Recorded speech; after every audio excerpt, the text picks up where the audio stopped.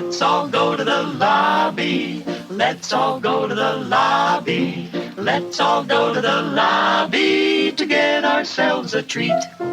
Delicious things to eat.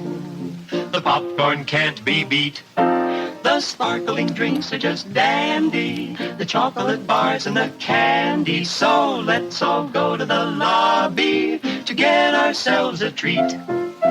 Let's all go to the lobby to get ourselves a treat.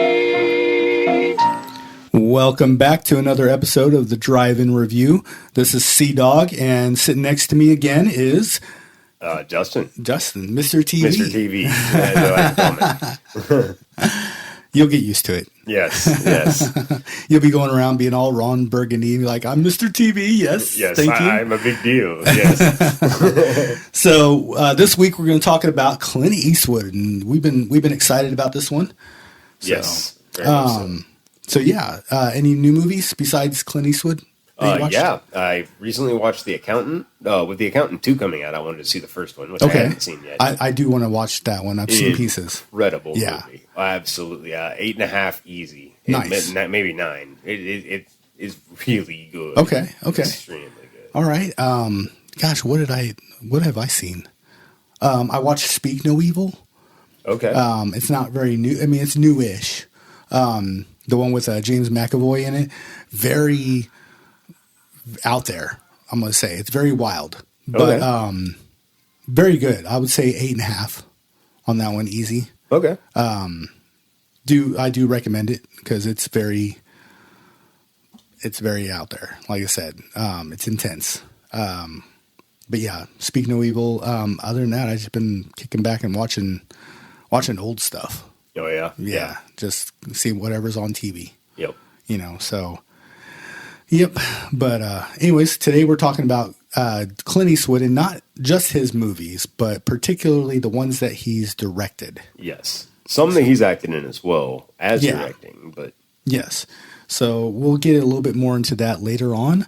But our first movie is going to be Gran Torino. Come here, girl. Stop! Let go! What you looking at, old man?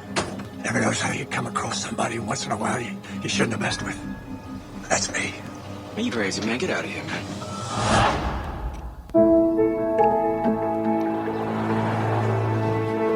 Dad, you worked hard your whole life.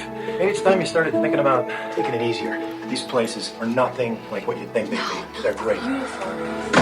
Kicking us out on his birthday. I told you this was a bad idea.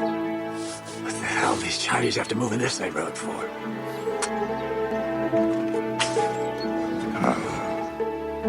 Dorothy mentioned specifically that it was her desire for you to go to confession. And I confess that I have no desire to confess to a boy that's just out of the seminary.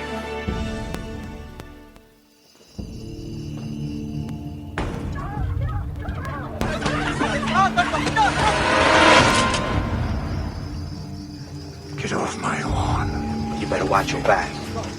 Thank you. I heard there was some trouble in the neighborhood. Why didn't you call the police? I prayed that they would show up, but nobody answered. Why are you bringing me all this garbage anyway? Because you saved Hal. I didn't save anybody. You're a hero to the neighborhood. I'm not a hero. We're having barbecue. You want to come over? We've got beer, too. I might as well drink with strangers. Those guys who were here the other night. What about them? Just a gang. Here's the deal. You stay with me, because if I have to come back here again, it's going to be ugly.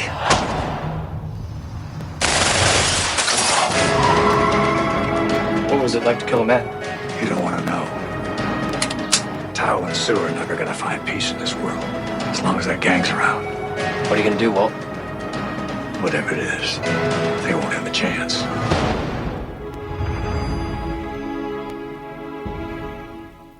all right. So Gran Torino was released January 9th, 2009.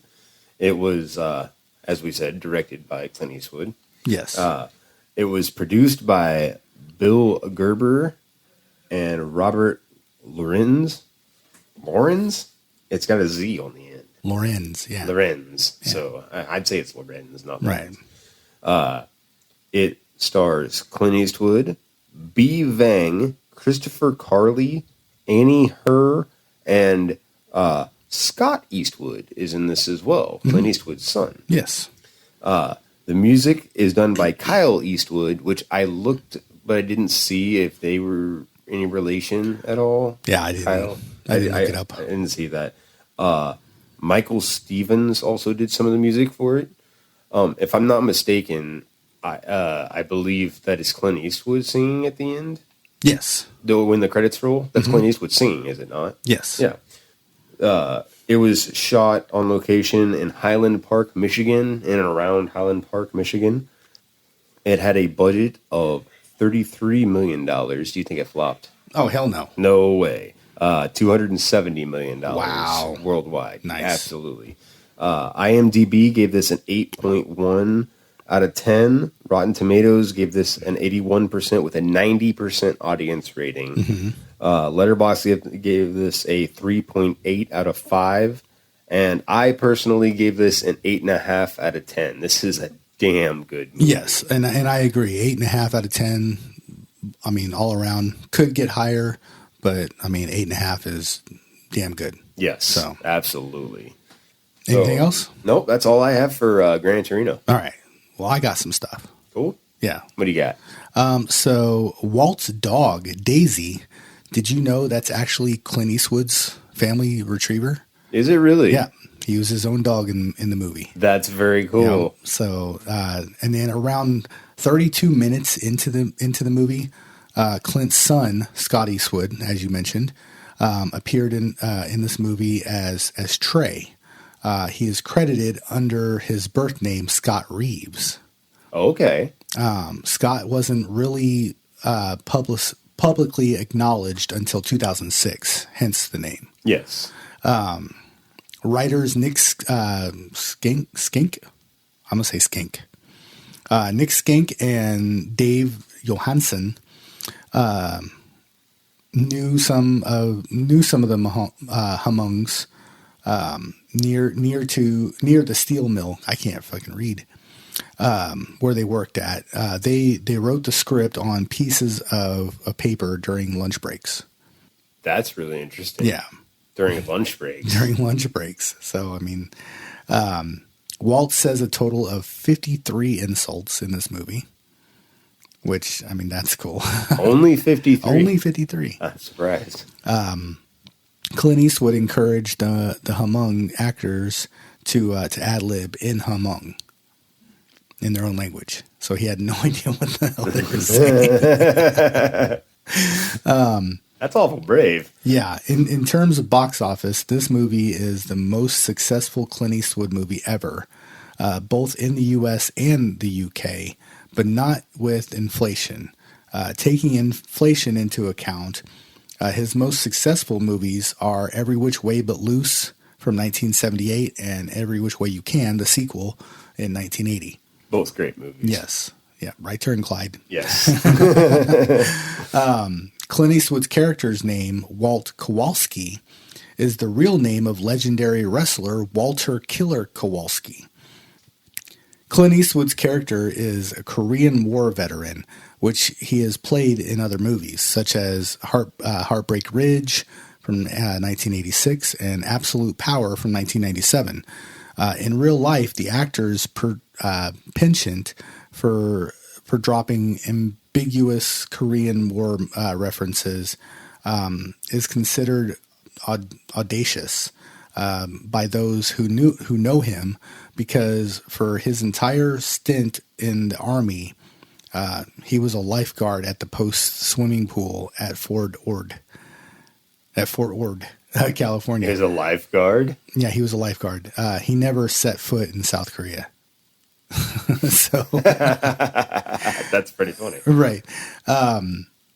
This movie was once falsely rumored to be the final installment in the Dirty Harry 1971 film franchise. Like they were going to make him old. Dirty Harry? Yeah. That would have been. That's wow. Yeah. That would have been interesting. That would have been very interesting. This movie was scheduled for a 35-day shoot, but it was shot in 33. So they got it 2 days early. 33? Yeah. only 33 days. The Ford Grand Torinos were built in Lorain, Ohio, 145 miles from Detroit, Michigan. Walt's truck could have been built in Wayne, Michigan, 20 miles from Highland Park. So just a little history of the dynamics of where he was living at, because he worked at Ford and he was a Ford retiree. Yeah, I thought Ford was around Highland Park. So he could have worked at that plant where the Grand Torino was built and drove it right off the line. Because I know my dad, he's actually drove. He had an '86 Caprice Classic that he actually drove right off the line. That's very cool. And already purchased and everything and drove it off the lot. That's very cool. So yeah, so that's very true. That could have happened. So I just wanted to add that little fun fact in there because that happens. So, and that's all I got for Gran Torino. Yeah. Yeah. I think honestly, one of my favorite scenes in this movie is the barber scene. I'm a big fan of the guy that plays the barber. I love the dynamic in the barber shop. That cracks me up every single time. They don't have barbershops. I mean, they do. They're just hard to come by anymore. That's right. So yeah, it's fun.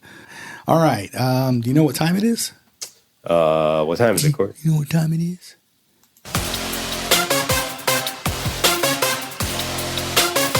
Movie news! All right. Let me get my fucking shit together here. I got a mouth on me today. All right. So, movie news. Keep it PG-13 over there. Fuck that. Fuck that. If kids are listening to it, it's because their parents are letting them. So I know one at least already. Oh, there you go. That will not be mentioned. They know who they are. So Lucasfilms has a Star Wars horror project in the works. I'm curious. That can go that could be really good or very bad. As a big Star Wars fan, I have not been impressed with what Disney's done so far.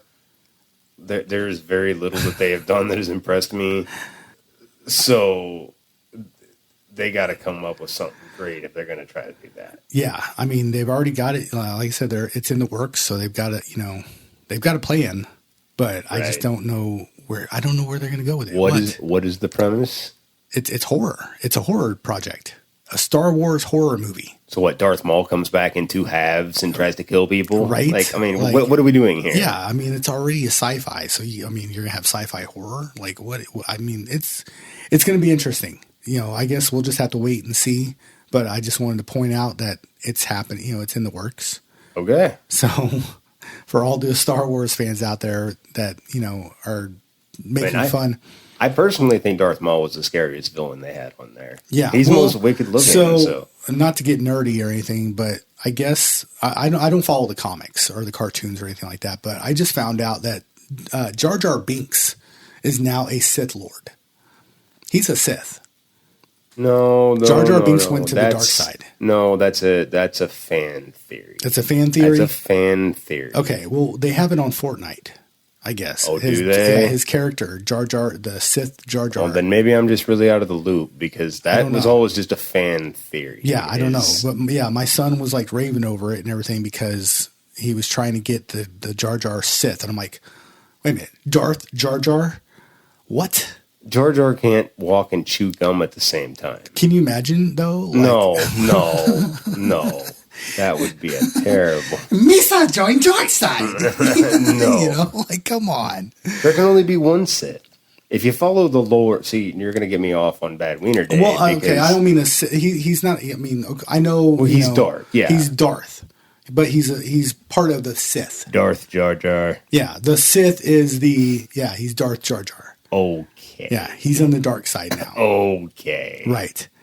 So let's reel it in, Disney. Yeah, reel it in. Right. Talking about reeling in. All right, I'm gonna pull back off that. Now, there is a remake of The Bodyguard. Have you seen that, Mr. TV, with Kevin Costner and Whitney Houston?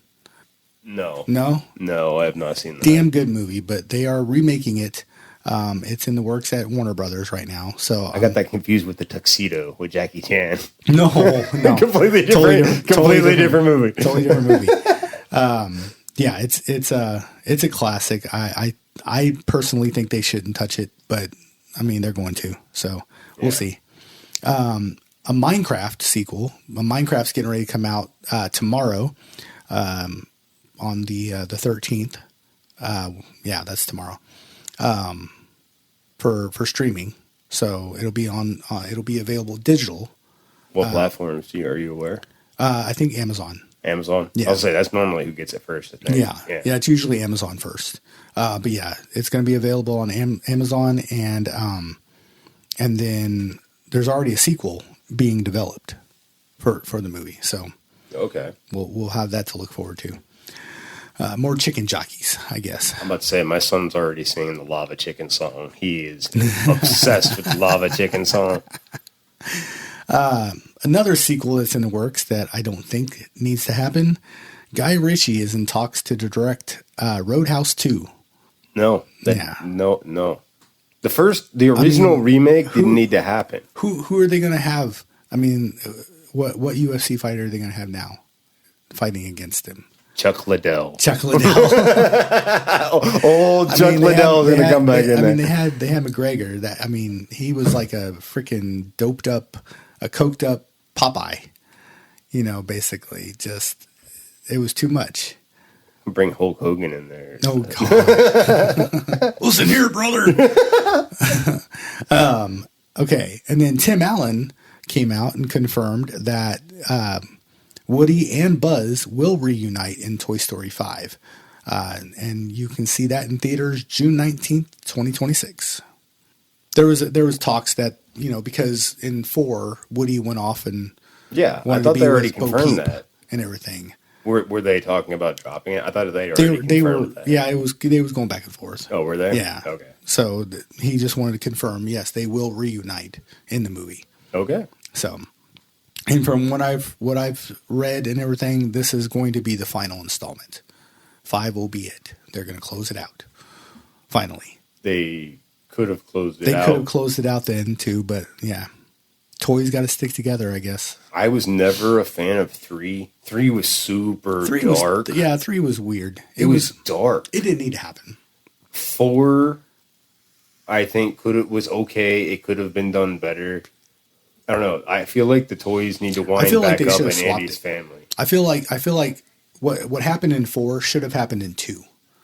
Whenever he found out that, you know, and went off to the toy store and stuff, found out that he had this whole brand all to himself, and he was like popular and everything, and then he goes off on his own. Then he goes off on his own into the wild. Absolutely. That should have happened then, and everything. And then 3, get them reunited, bring them back in the kindergarten class. They all find each other because they all got donated.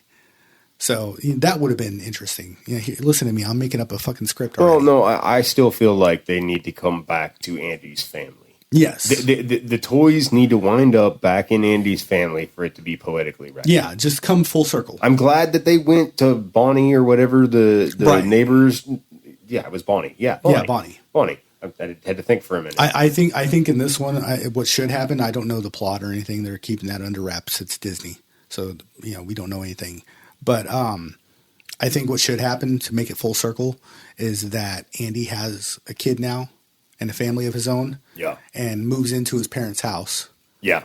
And everything. And then Bonnie is older and says, hey, here's your toys back. I still have your toys. Would you like them back for your child? Yeah. You know, your son or daughter or whatever it is, you know. Yeah, so full circle. There you go. They go back to Andy, but they become Andy's kids' toys. There you go. So they have to have an adventure just getting from one house to the other. Right. Because it's Toy Story. So, I mean, it could be 3 blocks down the road and you can have an adventure, you know, just getting 3 blocks. Yeah, exactly.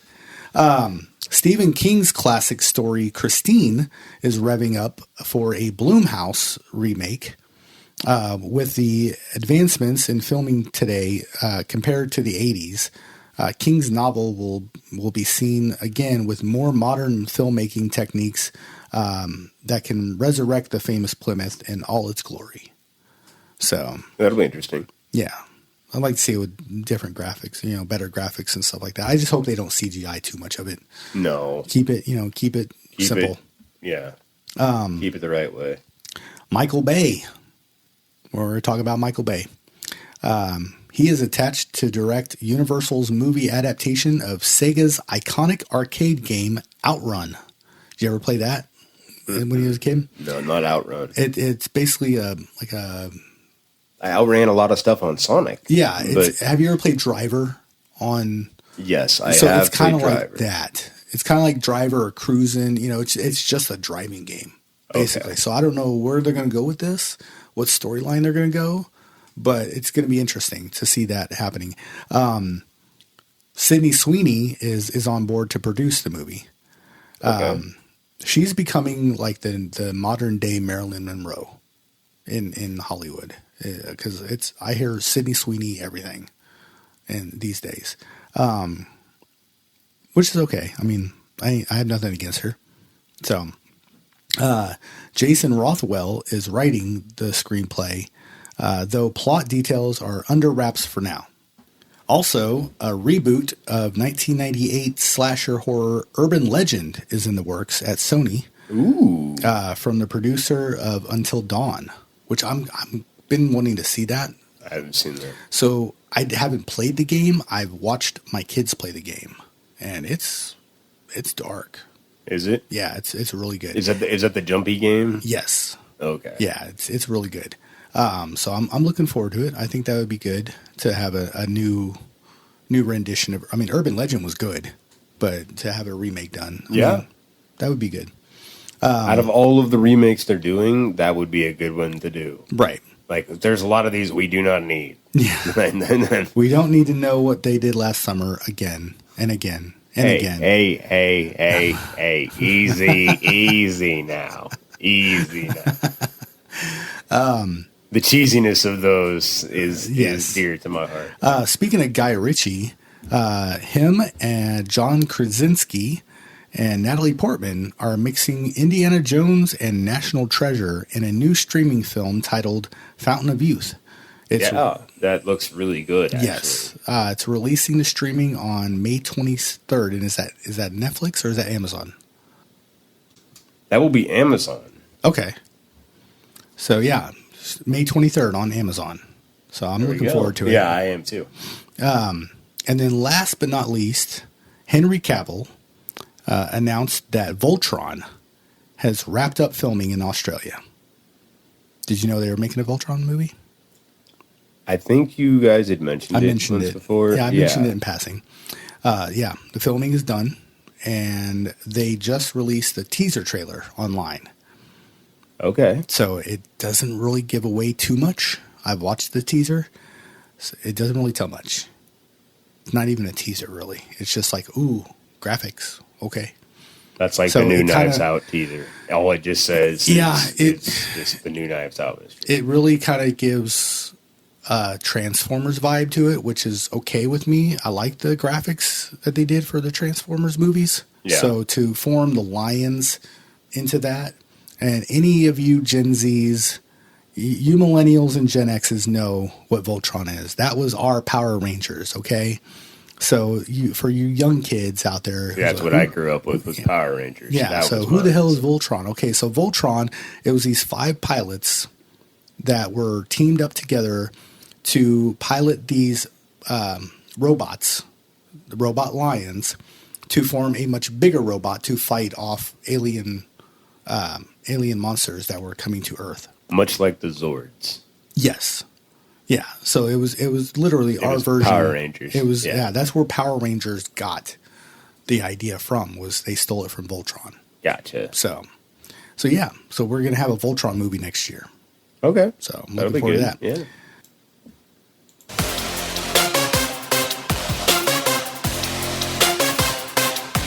That was movie news! All right. Our next trailer and our next movie that we're going to be talking about is American Sniper. Let me ask you a question, Chris. Would you be surprised if I told you that the Navy has credited you with over 160 kills?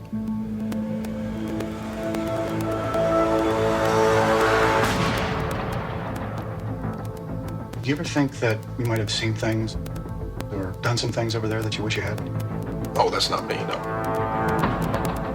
What's not you?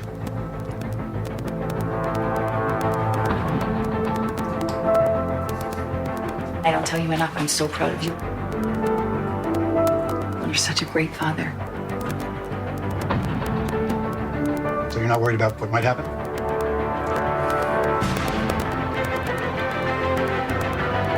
I'm willing to meet my creator and answer for every shot that I took. I'll pick it up. Promise.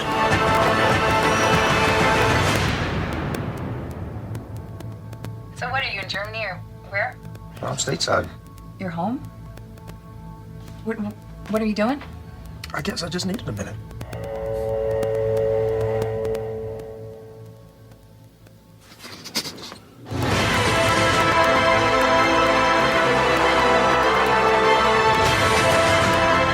The thing that haunts me are all the guys that I couldn't save. Hey! Get to my daughter, please, right now! I'm ready. Oh my God! I'm ready to come home.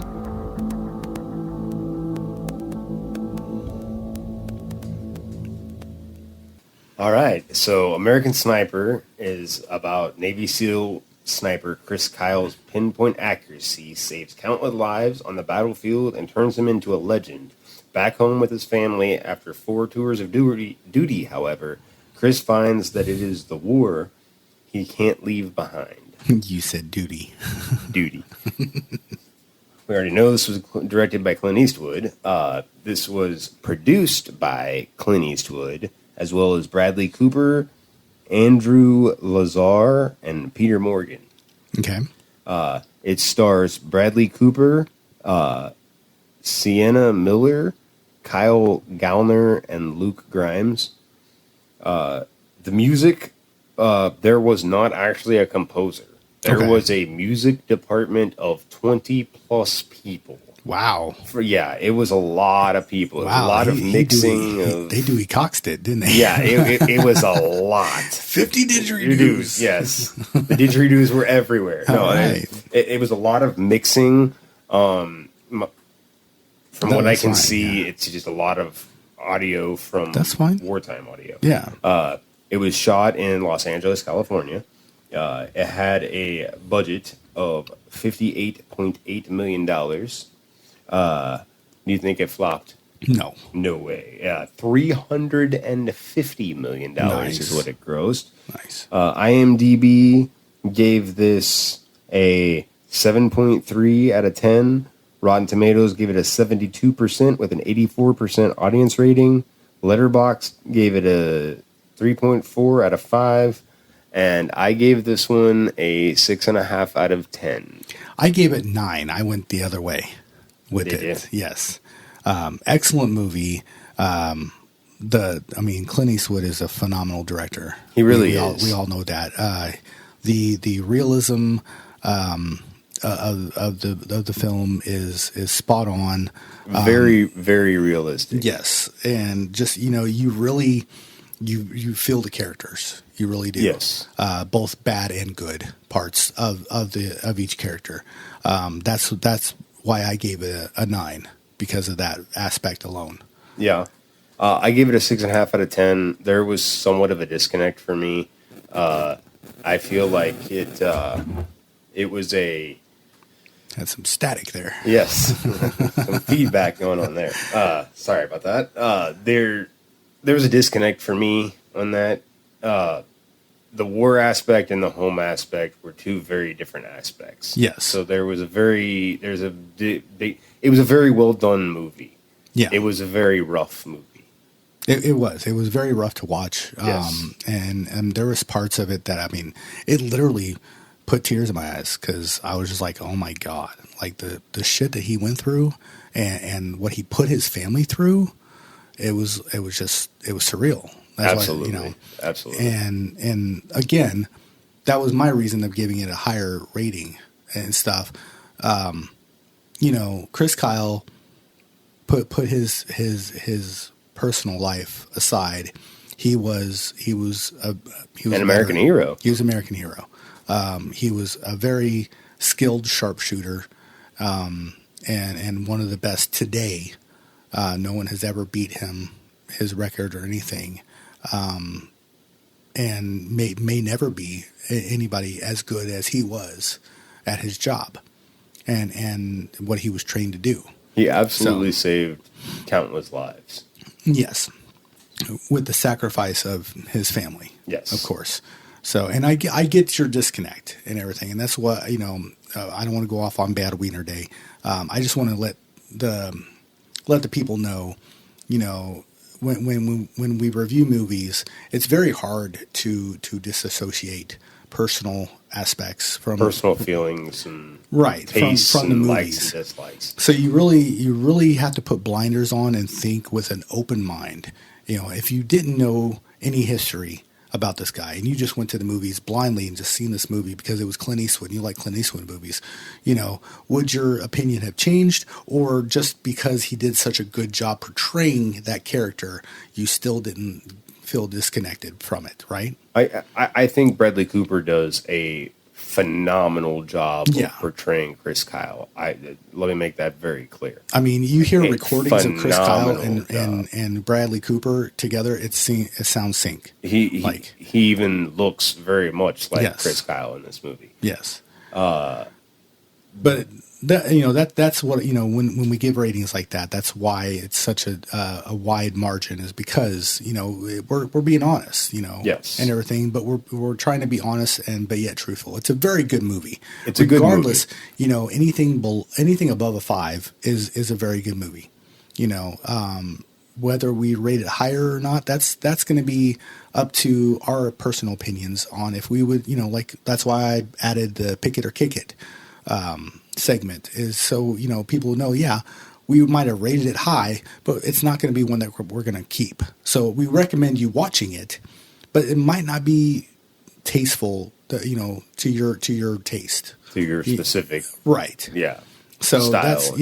So put our ratings into perspective in that knowledge and everything. So that's why when Duke comes back next episode, we're going to have 3 different ratings happening. So you're going to have a broad variety. Yes. A wide variety of things. So I just wanted to explain that a little bit. That's all, and make you feel comfortable, because I know you were like, I don't want to piss anybody off. It's not about pissing people off.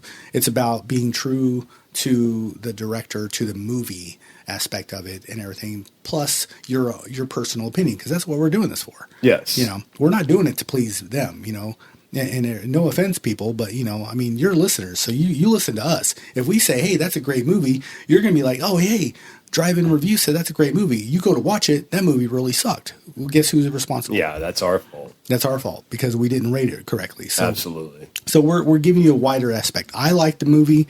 You liked the movie, but didn't like it at the same time. So, it's still above par. It was a well done movie.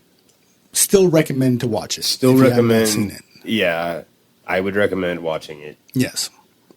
And the documentary, if you want a better idea of it, watch the documentary.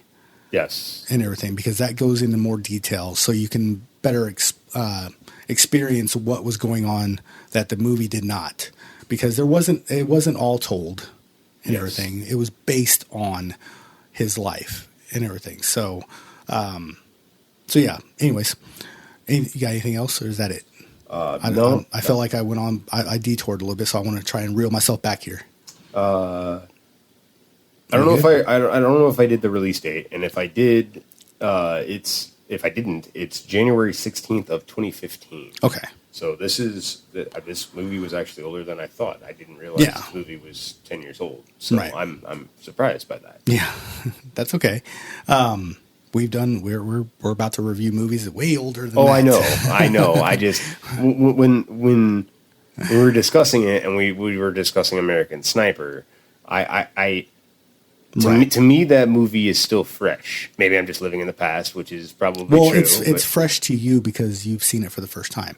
True. And that's again, the whole aspect of this show is to try and bring some of this old stuff to new people that would not have thought of watching it and everything. So then they go to see it for the first time, so it's it's fresh to you. It's an older movie, but it's fresh to you. So that's good. I'm glad that you're having this experience. Yes. As torturous as it is to watch all these, at least it's not Van Damme. That is true. I was going to say, at least this is not Double Team. Although I have to say, kudos and thank you everybody. Our Van Damme show is our top viewed show all time so far to date, with over 2,500 views. Absolutely. So and keep hitting that. We've also gained a lot of subscribers. So keep hitting that subscribe button. I hate to be that person and sound cliche, but we need it. Yeah, please subscribe. We really do, because it shows just how much you guys love us. And I can see 80, like almost 90% is non-subscribers. And if you guys would just hit that button and everything, and you'll get that little notification every time we have a new episode and everything, it's going to be great. Operators are ready. Call now. Exactly. Yeah, I turned into the sighting guy. Call now. Now. All right. So let's get to some fun facts here. To gain 40 plus pounds, Bradley Cooper ate around 6,000 calories a day, which calculates eating a meal every 55 minutes. Good Lord. Cooper added... That's a lot of food. That is a lot of food. Cooper added that it was not fun consuming those calories, since his meals were usually in the form of bland protein shakes he had to choke down between weightlifting. Using his own trainer, he worked out 4 hours a day for several months. Cooper also took twice daily lessons with a vocal coach and spent many hours studying footage of Chris Kyle. When it came to pointing a rifle, Cooper trained with Navy SEAL sniper Kevin Lax, who served with Kyle and was a consultant on this movie. So that's cool. Interesting. Yeah, that's very interesting. Yeah, that's awesome. At his peak, Bradley Cooper could deadlift 425 pounds, twice his body weight, for 5 sets of 10 reps each. Cooper said that during a workout scene in this movie, he was deadlifting 425 pounds, even though the filmmakers suggested he use dummy weights for the scene. So he was actually deadlifting 425 pounds. No bathtub full of water, though. Yeah, right. Exactly. Yeah. The real Chris Kyle once said that if there was a filmmaker that would make a movie about him, it would be Clint Eastwood and no one else. So that's very cool. He got his wish. That's very cool. In the scene during Kyle's last deployment, a Cobra attack helicopter shoots a missile at insurgents about to overrun the building where the SEALs are. And accidentally missed. According to Kyle's autobiography, the helicopter pilot never knew that there were SEALs on that building roof, and it was lining up to fire on what the pilot thought was insurgents on the rooftop. Kyle sees the helicopter about to fire upon his own position and calls out for his unit to deploy their panels. The panels are reflective sections of fabric that and alert other friendly forces to their position. The pilot sees this at the last second and pulls away instead of firing because of Kyle's actions. Kyle's unit would have been killed if it had not been for him seeing the helicopter about to attack. That's cool. So that was another thing that didn't know about him. He's not just a sharpshooter, but he had his eyes. He knew what he was doing. He's a SEAL. Yeah, right. They are the best of the best of the best, sir. Chris Kyle met Marcus Luttrell, subject of a lone survivor from 2013, during their BUDS SEAL training, BUDS. Yeah. They became close friends, but graduated in different classes. They kept in contact often and remained friends for the remainder of Kyle's life. So that's cool. That's cool. Bradley Cooper only spoke to Chris Kyle one time on the phone, just a couple of weeks before Chris Kyle's tragic death. It was a 2-minute conversation, according to Cooper. Since Kyle's death, Cooper dedicated 8 months to bring Chris back to life and to honor the Kyle family. Cooper did such a great job that the Navy SEALs, who had known Kyle and trained Cooper, said they felt the presence of Chris when Bradley was around. That's how good of a job he did. Yeah. So, Bradley Cooper described Clint Eastwood's methods of directing as very hands-on, and that Eastwood was frequently right beside him while filming the sniping scenes and stuff. So that's where I was wanting to go at with this episode I spoke with last week. Yeah, Clint Eastwood is very hands-on right there. He's in the scenes with you and just motioning it out. And I mean, he's standing right next to you when filming and stuff. He's just not being seen on camera. That's but very he's cool. literally right there coaching you the whole way. That's very cool. That was, and like that explains why his movies are so well done. Yeah, because he puts it himself in that, so all the way. The real Chris Kyle was murdered on February 2nd, 2013, at a shooting range while trying to help a veteran who was reported to have psychiatric problems, including post-traumatic stress disorder, or PTSD. So I'm losing my voice again, man. Yeah. But so yeah, it was tragic the way he died, and but I mean, he was a hero. He was a hero. So, but yeah, that's all the fun facts I have. Yeah. On that note, that depressing note. Right. What time is it, Corey? It's happy birthday, bitch.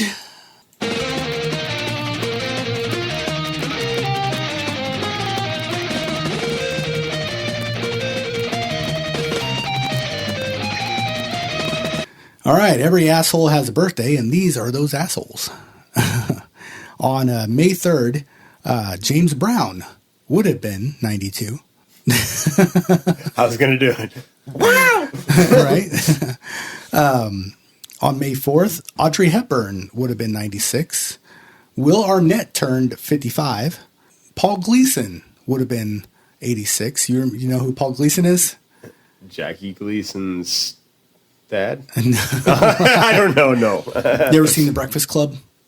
Yes. Yes. Absolutely. He heard the ruckus. He heard the ruckus. He's the principal? He's the principal, yes. That's Paul Gleason. I was in my office and I heard a ruckus. Can you describe the ruckus, sir? Randy Travis also turned 66 on the 4th. On May 5th, speaking of Henry Cavill, he's now 42. John Rhys Davies turned 81. 81? Yes. Wow. Lance Henriksen. Lance Henriksen turned 85. Okay. And Danielle Fishel, old Topanga herself, turned 44. 44? 44. That's crazy. And Jenna Davis turned 21 on the 5th. You know who Jenna Davis is? She is more known for her voice as Megan. Megan? Yeah. From Megan? From the movie Megan. Okay. Yeah. You haven't seen it yet, have you? No. Okay, not well, Megan. sorry.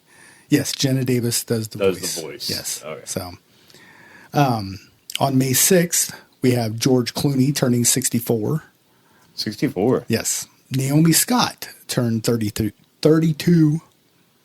32. Orson Welles would have been 110. Oh, wow.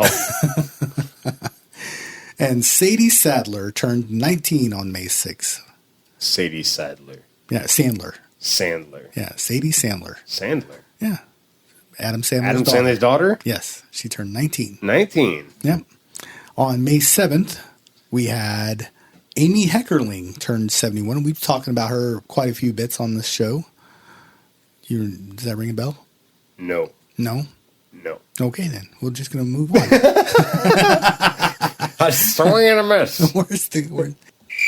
There we go. There we go. Yeah. That's Yeah. All right. Yeah, she's a director, known director. She's directed a bunch of movies that we won't talk about because we've already talked about them. Okay. Moving on.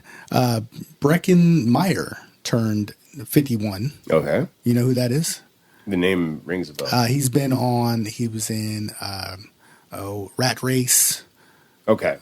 He was the main guy on Rat Race. On Rat Race? Okay. Yes. Yep. Okay. May 8th, Don Rickles turned 99.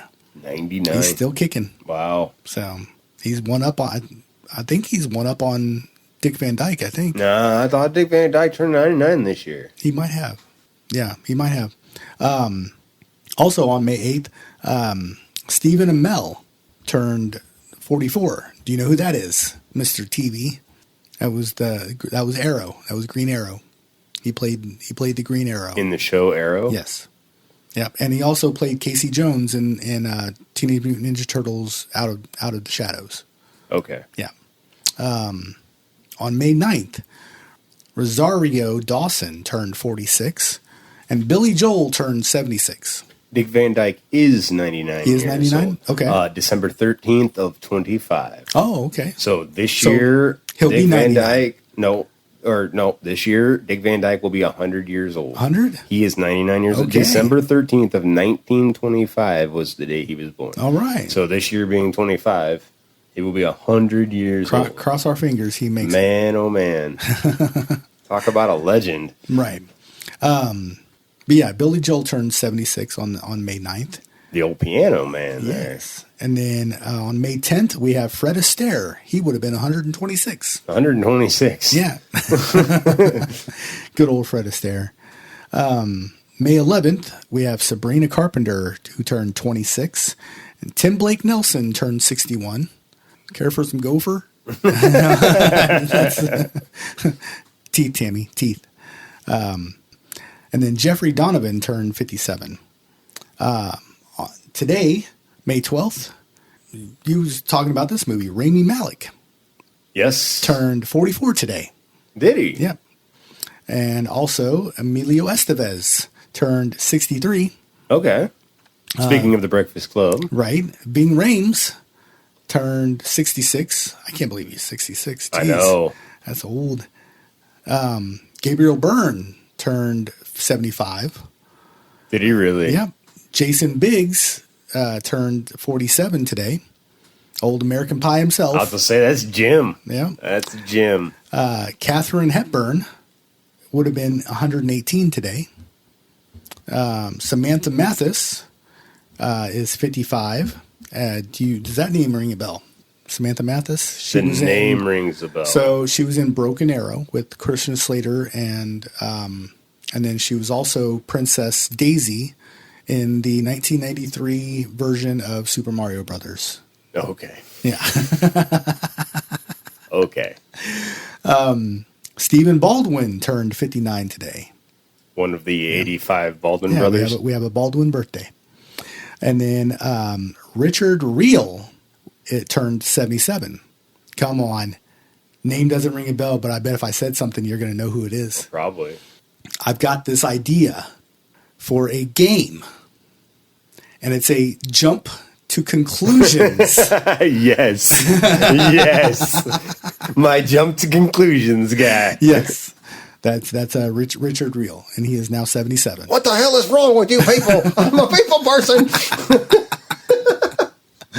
So, yes. We need to put that on the list sometime, on the lineup. Get an Office Space Yes, review. we absolutely definitely. Maybe we can do a Mike Judd, but he hasn't really done very many movies.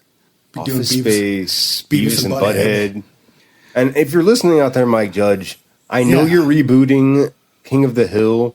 We need a movie. Yes. We need, with all these live actions coming out, we have already seen the memes we have the cast Yes. for the live Make it action happen. King of the Hill. Make it happen. Make it happen. I am a huge fan of King of the Hill. Yeah. That out of the adult like animated shows, that was always my favorite. Was King of the Hill. So yeah, my favorite was Boomhauer. Boomhauer. Yeah, I love Boomhauer. Yes. So, and that is all the birthdays. So happy birthday, motherfuckers.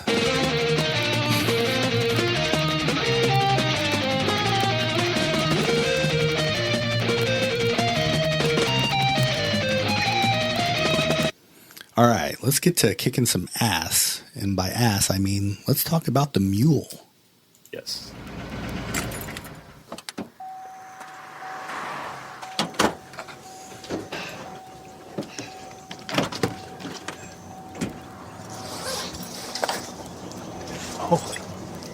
Need help, sir?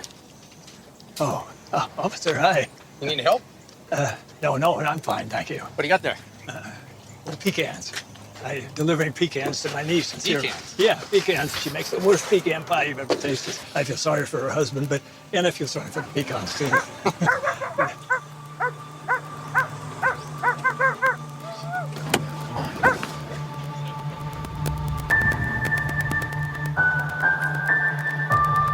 Family's the most important thing. Don't do what I did. I put work in front of family. I thought it was more important to be somebody out there than the damn failure I was in my own home.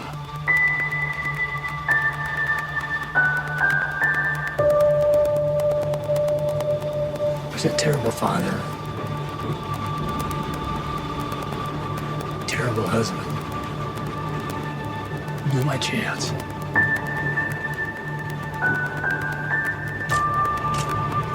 I didn't deserve forgiveness.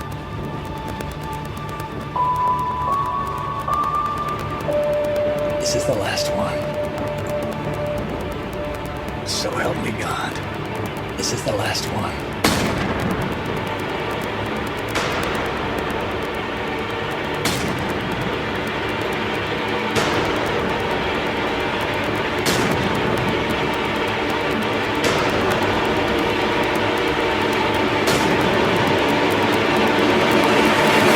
For what it's worth, I'm sorry for everything.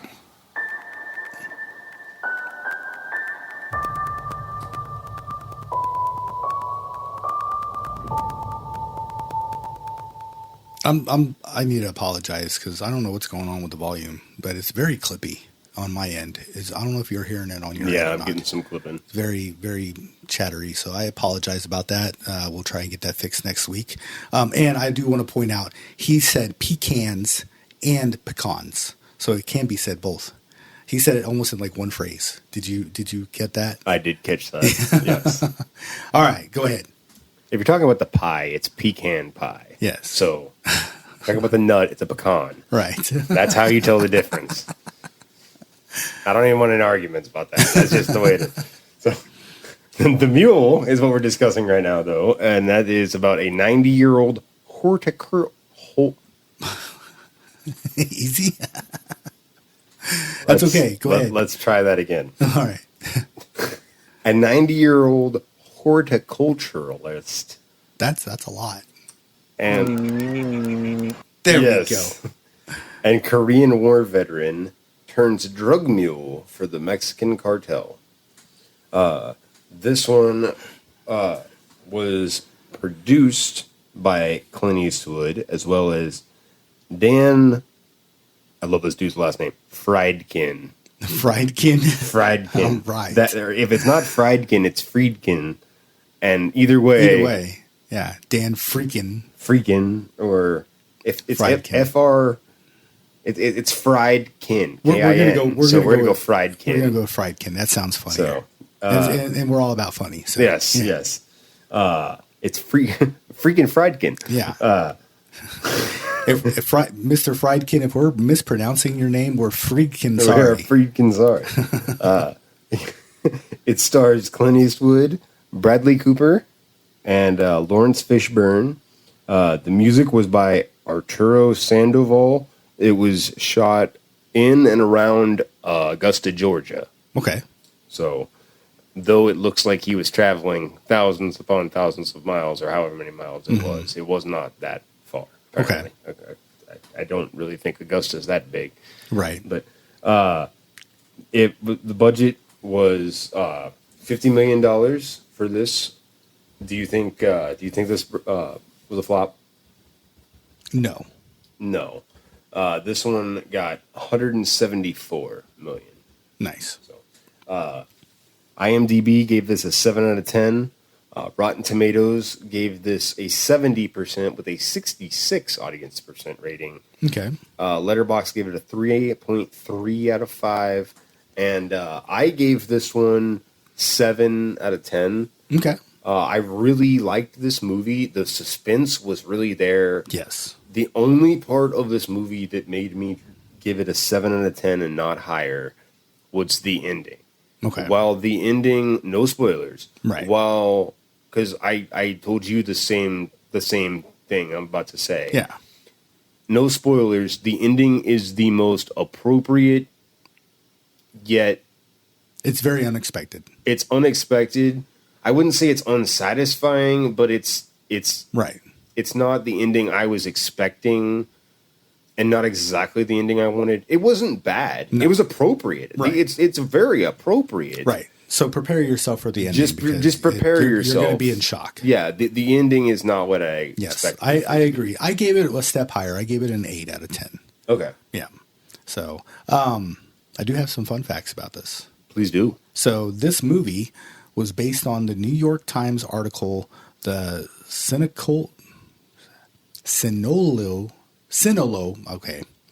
the cartels. I'm just going to Sinaloa cartels. I'm just going to say this cartels.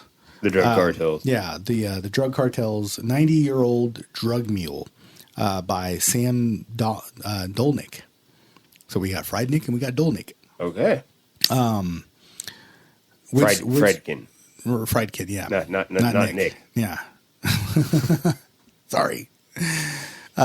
Which recounts and was inspired by the true story of Leo Sharp, a World War II veteran in his 80s who became the world's oldest and most prolific drug mule for the drug cartel.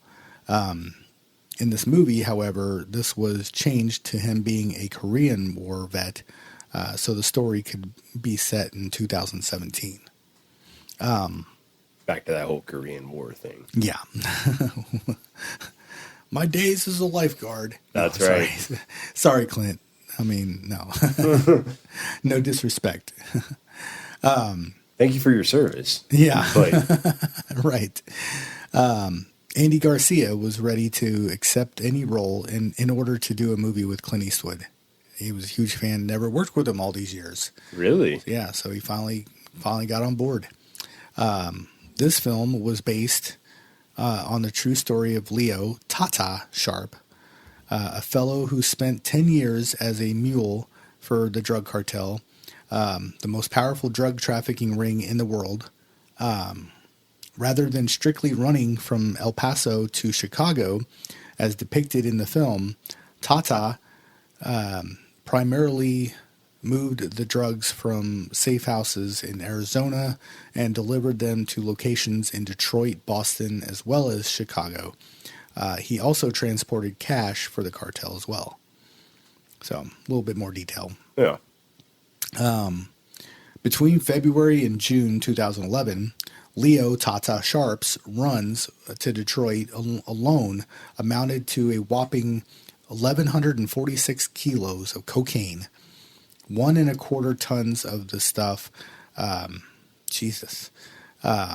He was arrested on October 21st, 2011, at the age of 87, and was found to be carrying 104 kilos of coke. So, wow. That's a lot of coke. Yeah. For Clint Eastwood, 2018 was a milestone year personally for him.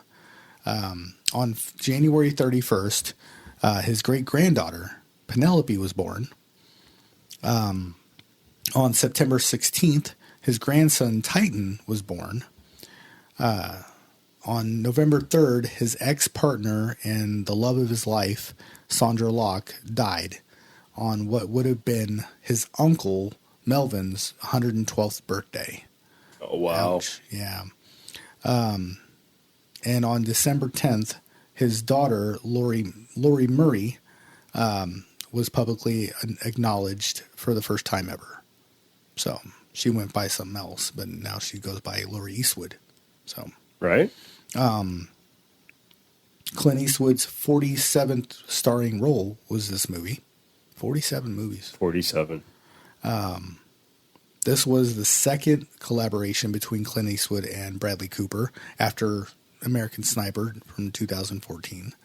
And this was producer and director Clint Eastwood's second collaboration with Lawrence Fishburne as well. Okay. The first was Mystic River from 2003. Okay. Toby Keith wrote the song "Don't Let the Old Man In" after Clint told him about getting older and to keep going. They were hanging in the town of Carmel, California, for Clint's birthday, and they became friends before. And then Toby Keith, sadly, we lost last year, or was it a couple years ago? I want to say it was. I thought it was last 2 year. years ago? It may have been. I think it seems 2 now. It seems recent, but yeah, we sadly did lost him. I did see his last performance of that song, "Don't Let the Old Man In." That was a very sad performance. Yes, it was. It was a sad performance, but I mean, tear-jerking. Wow, yeah. Yeah, absolutely. Well done song as well. Oh, Like, yeah, kudos to incredible. him. He gave that his all. Absolutely. Literally. Absolutely. But yeah, and that's all I have for the mule. Cool. So, Yep. it's time for our next segment, which is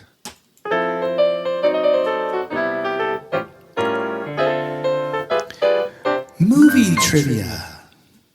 All right, Justin, here we go. We're gonna have your first ever trivia to me. So let's. Yes. My first ever trivia to you. So, I gotta say, you did very well. So, well, I tried. So, all right. So your first thing is going to be a "Who am I?" Okay. So, I'm curious to see if you're going to get this one. All right. I tried to make it somewhat challenging, but you are a walking blockbuster, so it's very hard to. You'd be surprised. I get stumped. All right. I've been an author, a med student, a magazine editor, and I like to chase tornadoes. Who am I?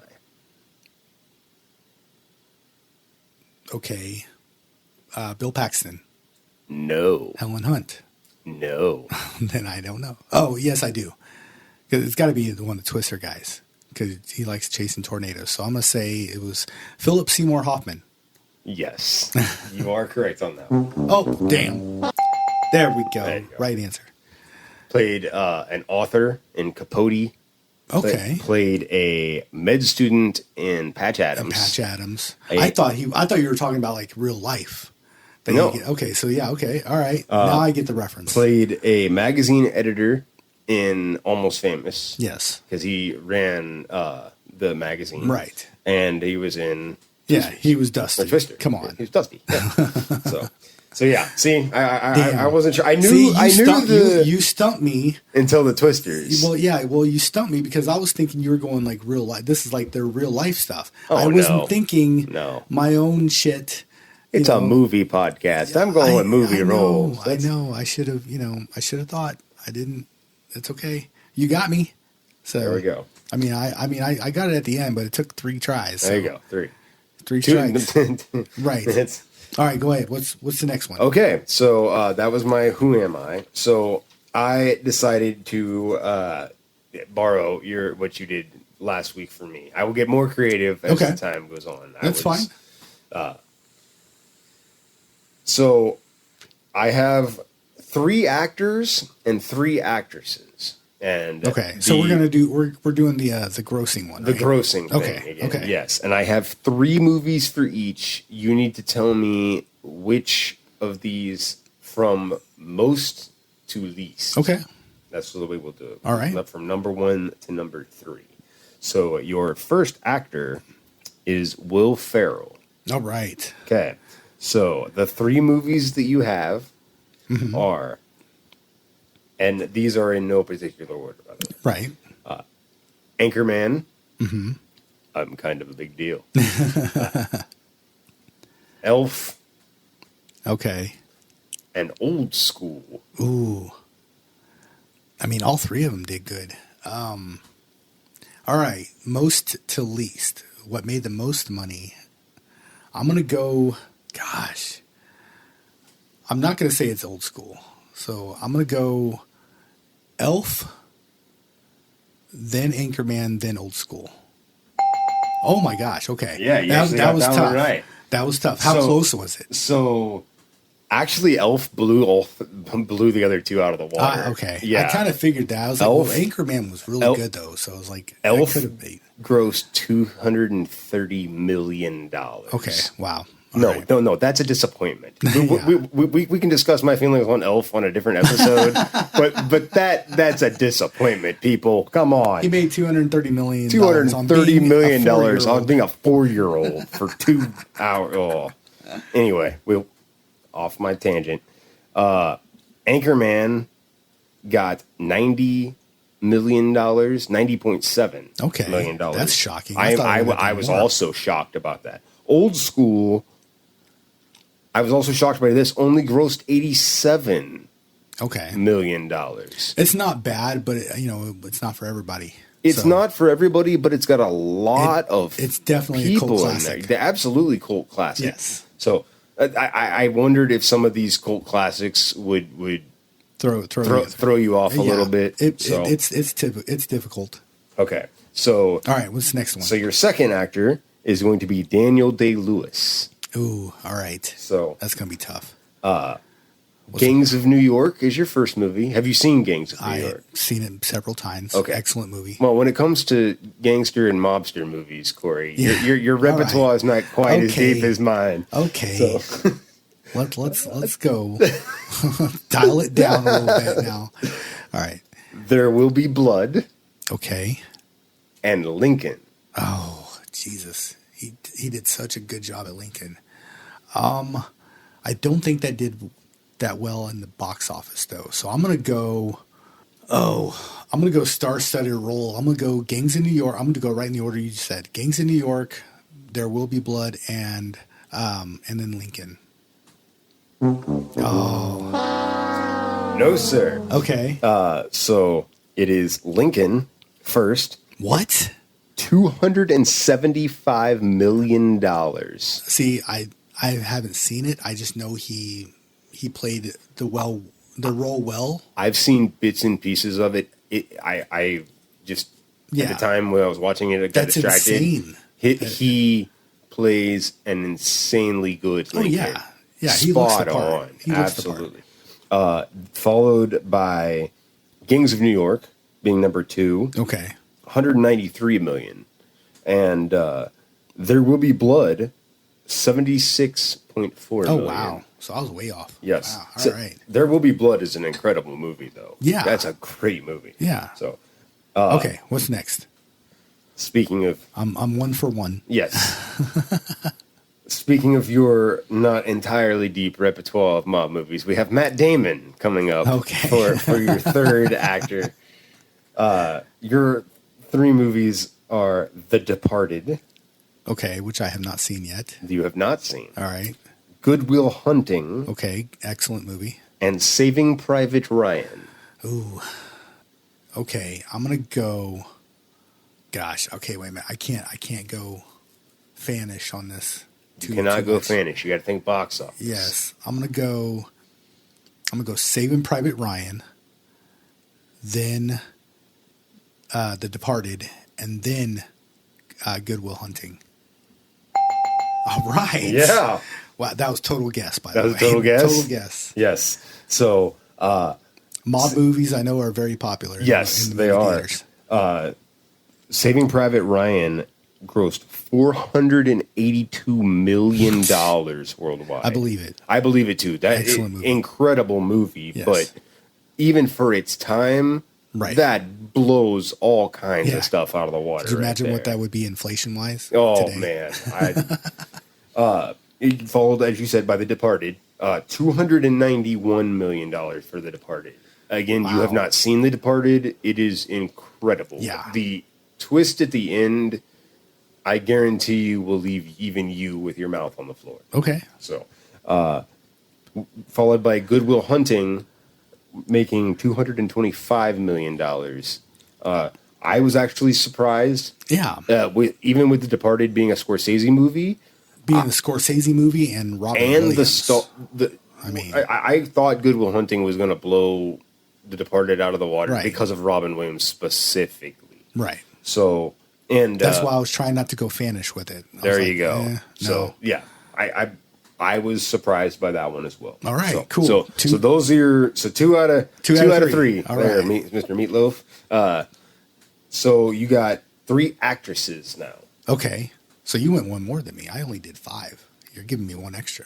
Okay. Oh, well. That'll work. Let's go. Let's go. So, your first actress is Jodie Foster. Oh, all right. So, your movies from Jodie Foster are Silence of the Lambs. I knew that was going to be on there. I already figured you would. Clarice.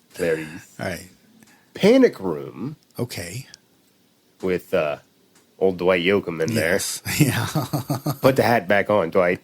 Right. Please put the hat back on. Flight Plan. Okay. Ooh, those are kind of similar, those two. That's going to be tough. I bet those are close. I'm going to go, of course, I'm going to go Silence of the Lambs first. And then I'm going to go Silence of the Lambs, Flight Plan, and Panic Room. Oh, all right. Yeah, total guess there again. too. How close was Flight Plan? I mean, go ahead. Silence of the Lambs, $272 million. Yeah. That's classic. Right. Flight Plan was $223. Okay. And Panic Room was $197. Oh wow! All right, so not too far off. Not too far off. Yeah. So. All right. So okay. Next actress is Helen Hunt. All right. Your 3 movies.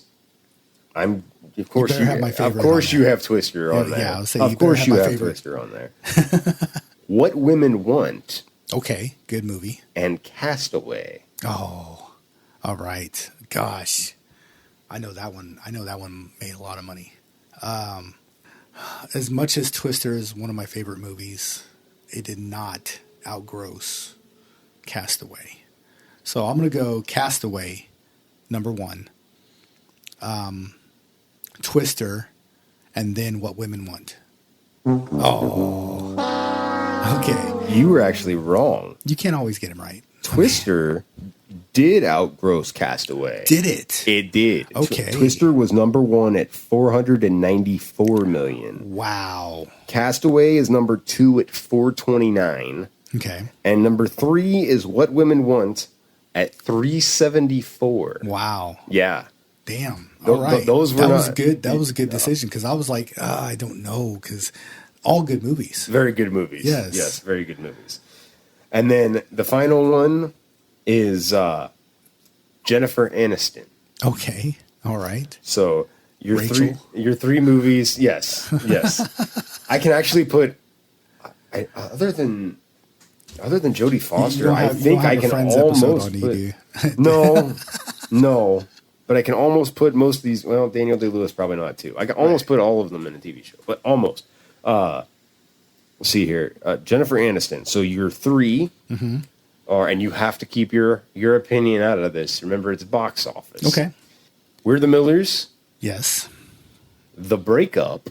Okay. And Office Space. Oh man. Yeah. Now I know where you went with that. Your personal opinion. You got to keep your personal opinion out of this.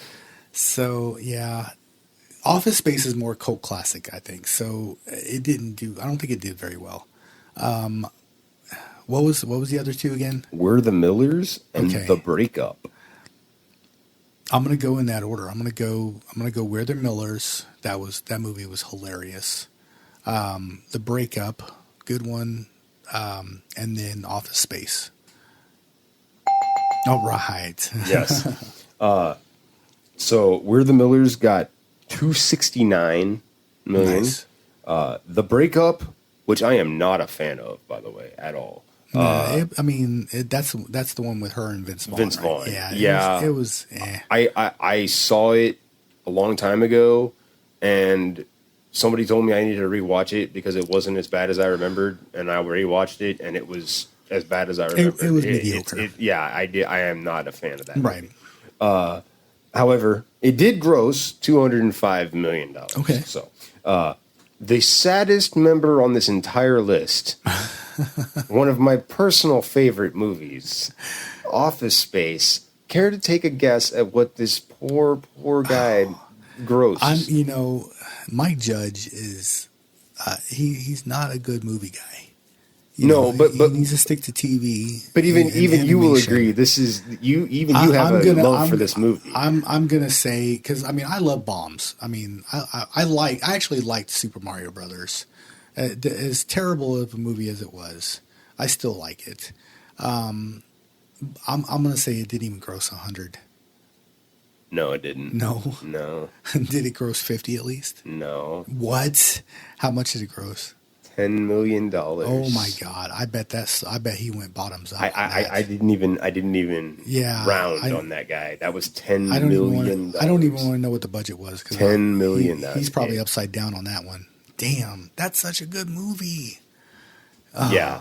Okay. Now you have to remember, at the time in the 90s, the actors were not as well known. Right. That was before Friends, if I am not mistaken. 99. That was either in the middle of Friends or that was after Beverly Hillbillies, so everybody knew who Diedrich Bader was. Yeah, Diedrich Bader, because of the Drew Carey show and Beverly Hillbillies. Big fan of the Drew Carey show. Yeah, but he wasn't a predominant character in the movie. It did not go belly up. No, it made par. It made par. $10 million budget wise, and it made what, 14? It made $10 million gross worldwide. So it didn't. They didn't make any money. They just paid their budget back. Paid their budget. Wow, all those actors didn't make any money, but that was a start for some of those. I was about to say, think of where they started and where they're at now. Not to mention that movie. People show up to Comic-Cons for stuff like Office Space. Yes. And the cult following that Office Space has, and I knew a person who used to have a button, and it literally said, "This is my flair." Without disclosing my personal business, I'm a little upset. I'm going to go Milton on you. Speaking of Office Space, I forgot to grab my swing line stapler. I have a red swing line stapler on my desk at work. I bought one specifically for my desk because of that movie, and I forgot it. I'm going to go set the place on fire. I know. Somebody who's listening, I would like to have my red swing line stapler back, please. Not mentioning any names.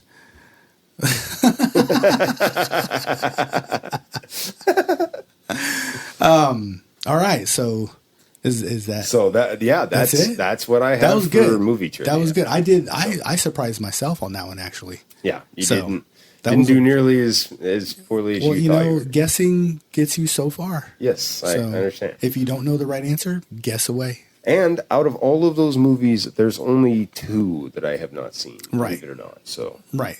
Well, try nice to job. stay in somewhat of my vein of. Yeah, nice job, and I'm sure next week Duke will have an array of quiz questions for us. I have no doubt.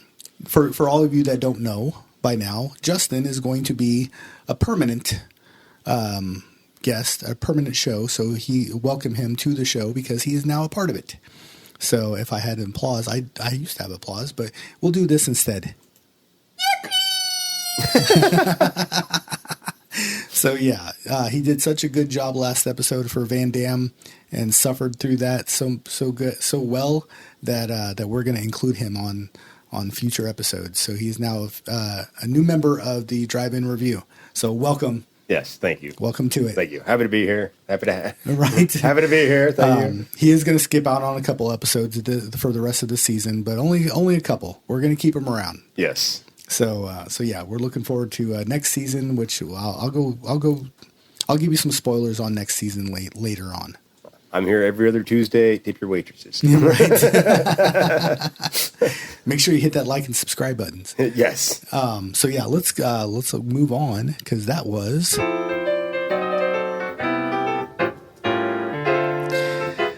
movie trivia. All right. So our next movie is one of my favorites of this episode, and it is Space Cowboys. Once upon a time, 4 of the best pilots in the U.S. Air Force trained to fly into space. That's where we're going. And they flew at the speed of sound to the very top of the sky. They were destined to be the first. Ladies and gentlemen, I would like you to meet the first American to cross into outer space. But our country had other plans.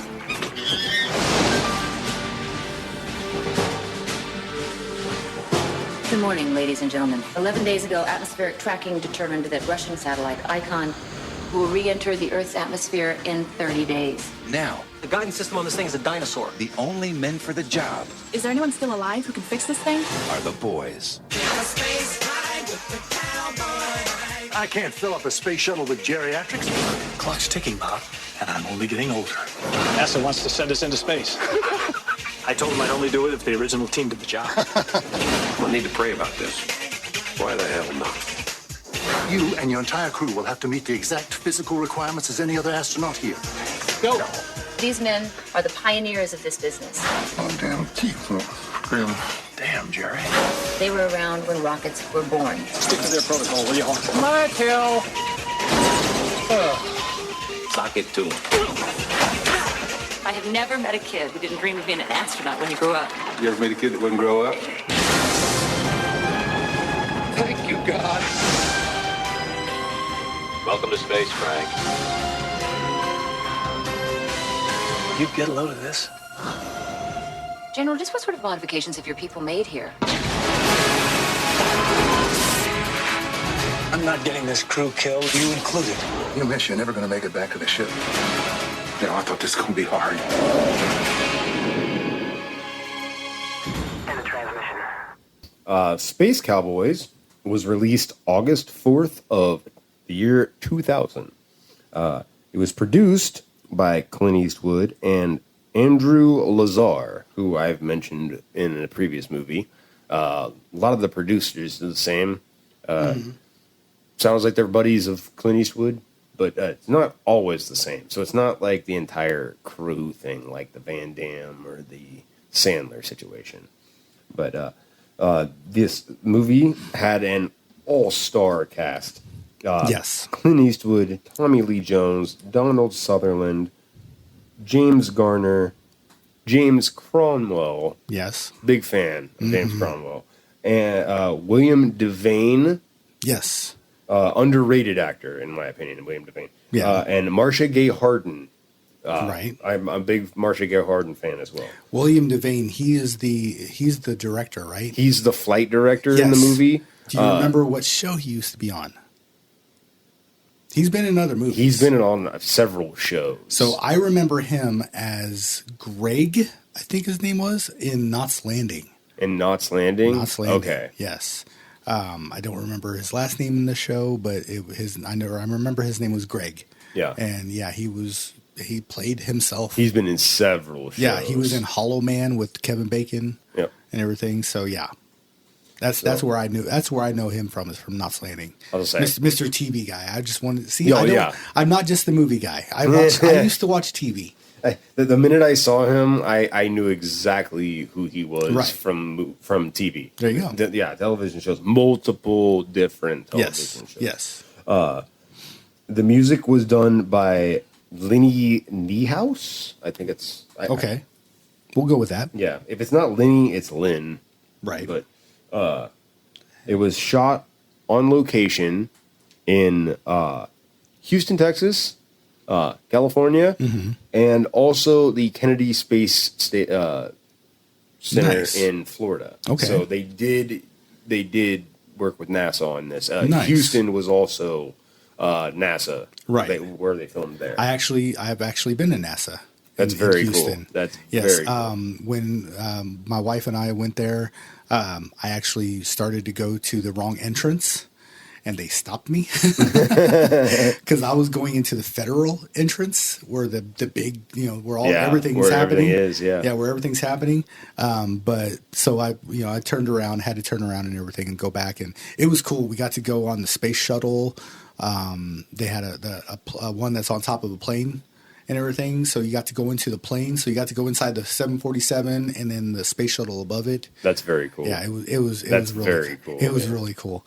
Very tight spaces, as big as those ships are, and everything, and very tight spaces. Yeah, looks very claustrophobic. Most of the room is for like satellite. That's what I for figured. satellites. Yeah, for equipment. Everything else, you don't get. The cockpit is literally probably the size of this table. Living space. Yeah, exactly. But very cool though. Right on. So the budget for this movie was $65 million. Do you think this flopped? No, not with the cast it had. No. $128 million. Nice. So IMDb gave this a 6.5 out of 10. Rotten Tomatoes gave it a 78% with a 53% audience rating. Okay.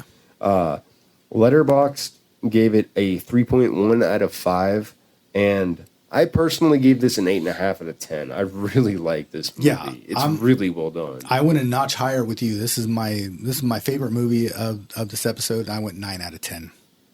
So I almost went 10 out of 10, but I was like, nah. It's a great movie. Very great movie. Yeah, very great movie. If there is such thing as very great, it's a very great movie. No, this is a great movie. So flip the switch. It's getting dark in here. I can't read. There I can't read as it is, and then no light. I know. So, anyways, some fun facts. Filming was hard for the actors. James Garner dislocated his shoulder, and Donald Sutherland cracked the knee. I mean, oh my! Yeah, I mean they got to be careful. They're not young pups anymore. As it approaches the Kennedy Space Center, the Daedalus orbiter makes a double sonic boom. This is because the orbiter creates two shock waves, the bow wave and the tail wave, which are heard as separate booms. So that's why they put that in the movie, because it actually happens that way. So it gives a little bit of NASA info. That's very cool. I noticed the boom in the movie, but since they didn't specifically say anything about it being in the movie, like they don't mention it, it's just kind of hidden in there. Right. I heard it and I was curious about that, Yep. if that it actually sonic booms when they come back into the atmosphere. Yes. So Clint Eastwood was initially just going to star in and produce this movie, not direct it. After potential directors thought filming space travel would be too difficult, he decided to do it himself. I mean, there was, when this movie came out, there was a few other space travel movies, so why would that be difficult? If you had access to the NASA stuff like they did, right? Why would you be worried? Right. But, I'm glad they passed it up because Clint Eastwood was right. Oh, he did a great job, yeah. The mission control set was built using blueprints of the real mission control provided by NASA. NASA offered their Vomit Comet plane that can create weightlessness for filming. It was previously used in Apollo 13 when they filmed it. I've heard about that plane for the weightless before. scenes. Yeah. Clint Eastwood turned down the offer for fear that the older actors would be made too sick to film. So you go up anyway, Clint, and then if you don't like the film, you scrap it. I think they went the other route and went like the underwater feel. So they get the weightlessness and stuff of the underwater. I think that's how they got the floating aspect. I think so. So which is okay. I think they did that for Armageddon as well. I would have gone up in the plane. Yeah, because there's this like huge Olympic-sized pool that can basically put an entire shuttle inside this pool. That's how deep this pool is. Like it's huge for astronaut training to train them how to walk and float in space. Move. Yeah, that's cool. Yeah, I learned a lot in NASA. I'm telling you. I know. I spent a lot in NASA too. We won't go there. So Clint Eastwood actually pilots helicopters. Did you know that? I didn't know that. Yeah, I thought he was a plane pilot. I didn't know it was a helicopter. No, it was helicopters. But he's never had a desire to go into space.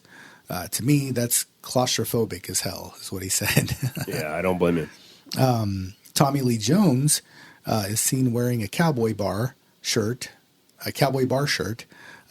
which is from the $1 Million Cowboy Bar in Jackson, Wyoming. This was a favorite bar for Clint Eastwood and where he shot one of his last scenes in Any Which Way But You Can in 1980. Very cool. So, yeah, it was a shout out to Clint. The interview with Jay Leno was filmed in front of a real Tonight Show audience. So they had no idea it was fake. Really? Yeah. That's interesting. They thought they were just getting all the actors together. They didn't know it was for the actual movie. That's cool. And stuff. Leno made monologue jokes about Viagra and everything, Matlock, 1986, and prostate problems. Leno ad-libbed with the actors like he would in a real interview. So yeah, it seemed very genuine. Yeah. I liked it. Real astronauts who saw an early screening of the movie were impressed by how realistic space looked. Yeah, so, it would look very realistic. Yeah. And then I had to add this one in here just because of the name. The asshole centering module. You heard that right. The asshole centering module is a closed circuit video system used during ground-based shuttle astronaut training. It displays a view of the astronaut's posterior, so he can properly position himself when using the waste collection systems. Alrighty then. The asshole centering module. Yes. Otherwise known as the ACM. And that is the last fun fact I have for Space Cowboys, but I had to put that in there. Yeah. That's awesome. Gives me a complete new respect for the people that are up there doing their thing in space. So when you see a piece of space poopy, big old chunk of space poopy. Yeah. It ain't no meteor. See the peanut? Just think of the astronaut that went through the asshole centering module to get that out into space. Oh, all right. So yeah, so it is time for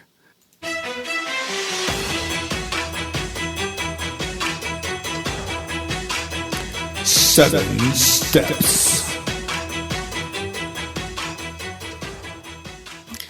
All right, Justin, what do you got for me? Okay, so your 7 steps was Robin Williams to Matthew McConaughey is what I gave you last week. All right. Yes. Okay. Well, I gave this a lot of thought. It'd be a lot cooler if you did. Yeah, actually, I got it right away, but it was okay because you actually kind of gave it away during the last episode, but that's okay. So I want to hear what you got first. How did you do it? Okay, so here's how I did it, and this is going to make me sound like I'm like a crazy big Philip Seymour Hoffman fan. Yeah, but I it's okay.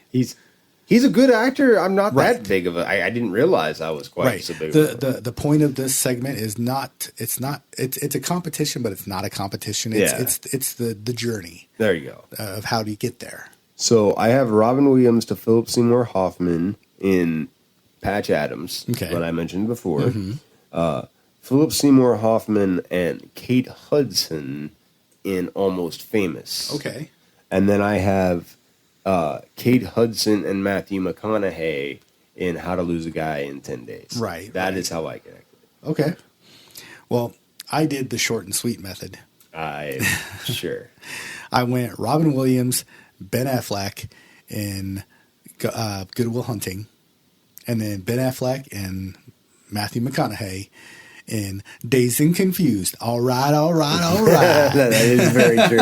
I forgot he plays O'Banion. That was a misstep on my part. As soon as you mentioned Dazed and Confused last episode, I was like, boom, there it is. Yes. Yes. So that's a good. I like that route though that you took. That was very good. Yeah. Very good. So my two. I don't even know yet. Let's start up the Model T.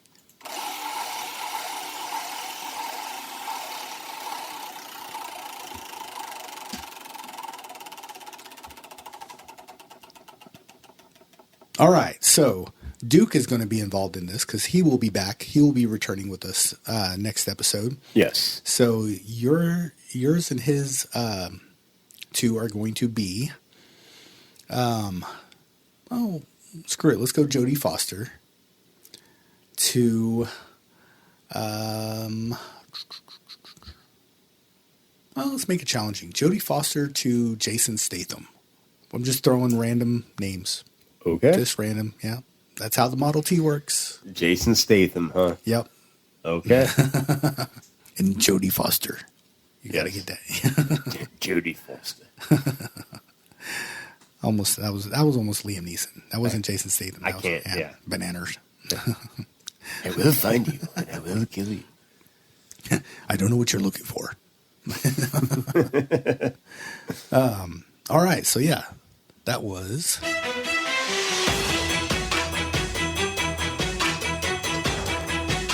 That was 7 Steps.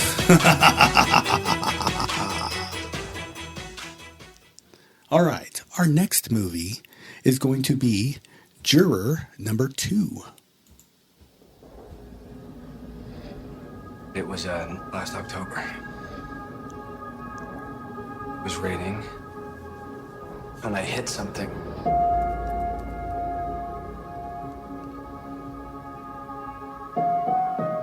I got out of the car and I looked around. I checked, I didn't see anything, and I figured it was a deer that ran off.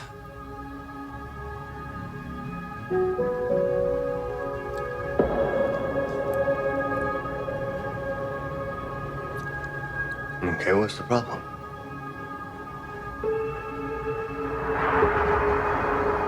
I got called for jury duty. The Kendall Carter case? 1 year ago, on October 25th, the defendant, James Scythe, and his then girlfriend, Kendall Carter, they had a fight. And he's going to pay for what he did.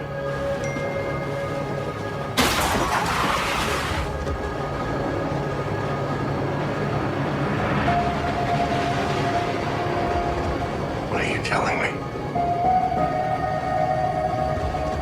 Maybe I didn't hit a deer. Let me just ask you one thing. Did you guys ever look at any other suspect?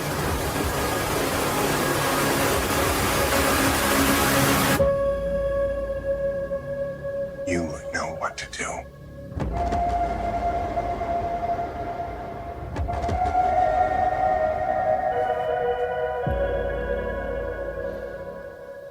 We lied. This is the trailer for I Know What You Did Last Summer, coming out next year. No, No. Maybe I didn't hit a deer. No, it's not. It's not. The hatred for I Know What You Did Last Summer from that side is just, it's not a hatred. I'm just playing jokes. The cheesiness of I Know What You Did Last Summer is a special type of cheesiness, I must say. Shush! Yeah, okay. All right, we're talking about Juror Number 2 here. Yes. That's what we're talking about. Juror Number 2 was released December 20th of 2024. It was produced by Adam Goodman and Matt Skina. I guess. Okay. I don't really know how to pronounce that. That's okay. We fuck up all the time, so it's all right. He also did produced the Lego movie. Oh, okay. So, all right. It stars Nicholas Hoult. I think it's how you spell it. Mm-hmm. Hoult, Tony Collette, J.K. Simmons, and Kiefer Sutherland. Okay. Kiefer Sutherland's role in the movie is very minor, but it's very good. Yeah, well, the small it's part profound. Yes, it is. The music was by Mark Mancia. It was shot in and around Savannah, Georgia. It had a budget of $30 million. It was, I guess I should give it a synopsis, shouldn't I? While serving as a juror in a high-profile murder trial, a family man finds himself struggling with a serious moral dilemma, one he could use to sway the jury verdict and potentially convict or free the wrong killer. Right. The budget for this movie was $30 million. I'm gonna say it didn't flop because it's Clint Eastwood. It did flop. It did. It didn't even make its money back. Wow. It made 24.8 worldwide. Ooh. I had to sad. double check that number because I didn't think that was correct. That's sad. That is absolutely correct. Yeah, and this is his last directorial. Yes, that sucks. Foray. Oh well, he's done several good movies. He's done many movies that are very well done. Right. IMDb gave this a 7 out of 10. Rotten Tomatoes gave it a 93% with a 91% audience rating. Wow. Crazy to see that it's a 91% audience rating, but yet it only made 24.8 million. It was a flop, people. Right. A flop. So, but it still gets a 91% audience rating on Rotten Tomatoes. So, Letterboxd gives this a 3.4 out of 5. Okay. I gave it a 7 out of 10. This movie is incredible. The suspense is incredible. Yes. Until the ending. Yeah. I hate to sound like a broken record here, but you and I both had the exact same reaction at the end of this movie. Yes. And it was justified.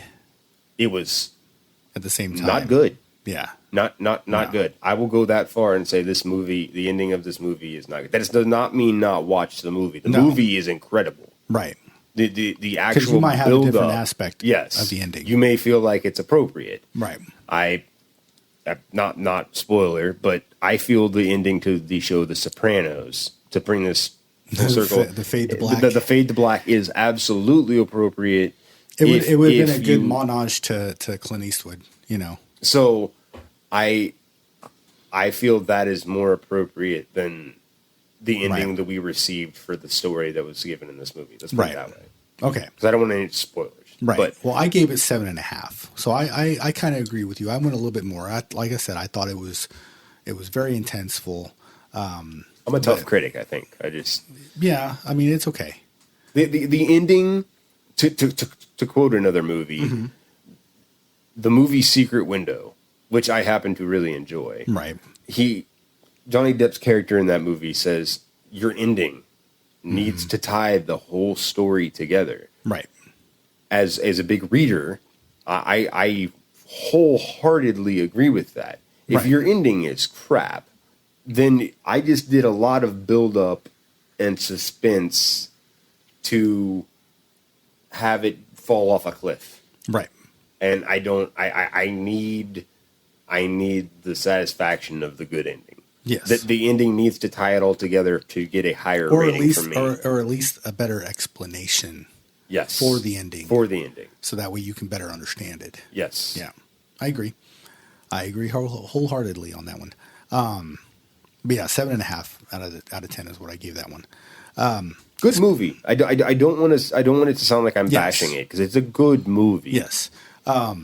Speaking of Kiefer Sutherland, why he had such a small part in this, I get into that with the fun facts. Okay, I was curious about that, actually. Yeah, so he got his part by writing to Clint Eastwood, telling him how big of a fan he was and that he wanted to star in one of his movies before he retired. Kiefer's dad, of course, Donald Sutherland, we just got through talking about him, co-starred with Clint in Kelly's Heroes from 1970 and Space Cowboys from 2000. Right. So that's how he got his small. He's like, all right, I'll throw you in there. And then That's he got his very part. cool. Like I said, it's not a big role, but it was a prominent role. It's a very good role. Yes. The victim, Kendall Carter, is played by Francesca Eastwood. His daughter? His daughter. Yep. His own daughter played the victim. According to Puck, the film was originally supposed to release only on Max, but was upgraded to a limited theatrical release at the last minute. That would explain the flop. That explains the flop, yes. The first trailer gained much more positive reception than the studio anticipated. So, yeah. I think they would have been better straight to Max. Probably. I really think so. But there's your 90%. That's exactly what happened right there. So, director Clint Eastwood was unaware that Nicholas Hoult is the great nephew of British actress Anne Neagle. Okay. Yeah. I did not know that either. Anna Neagle, not Anne Neagle. Anna Neagle.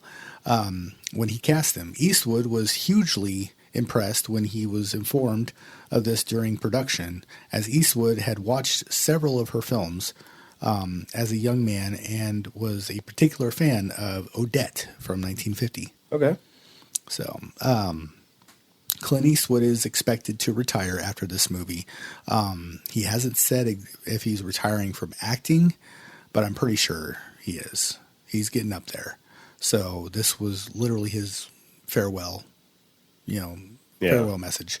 And then Rowdy's Hideaway Bar is central to the plot.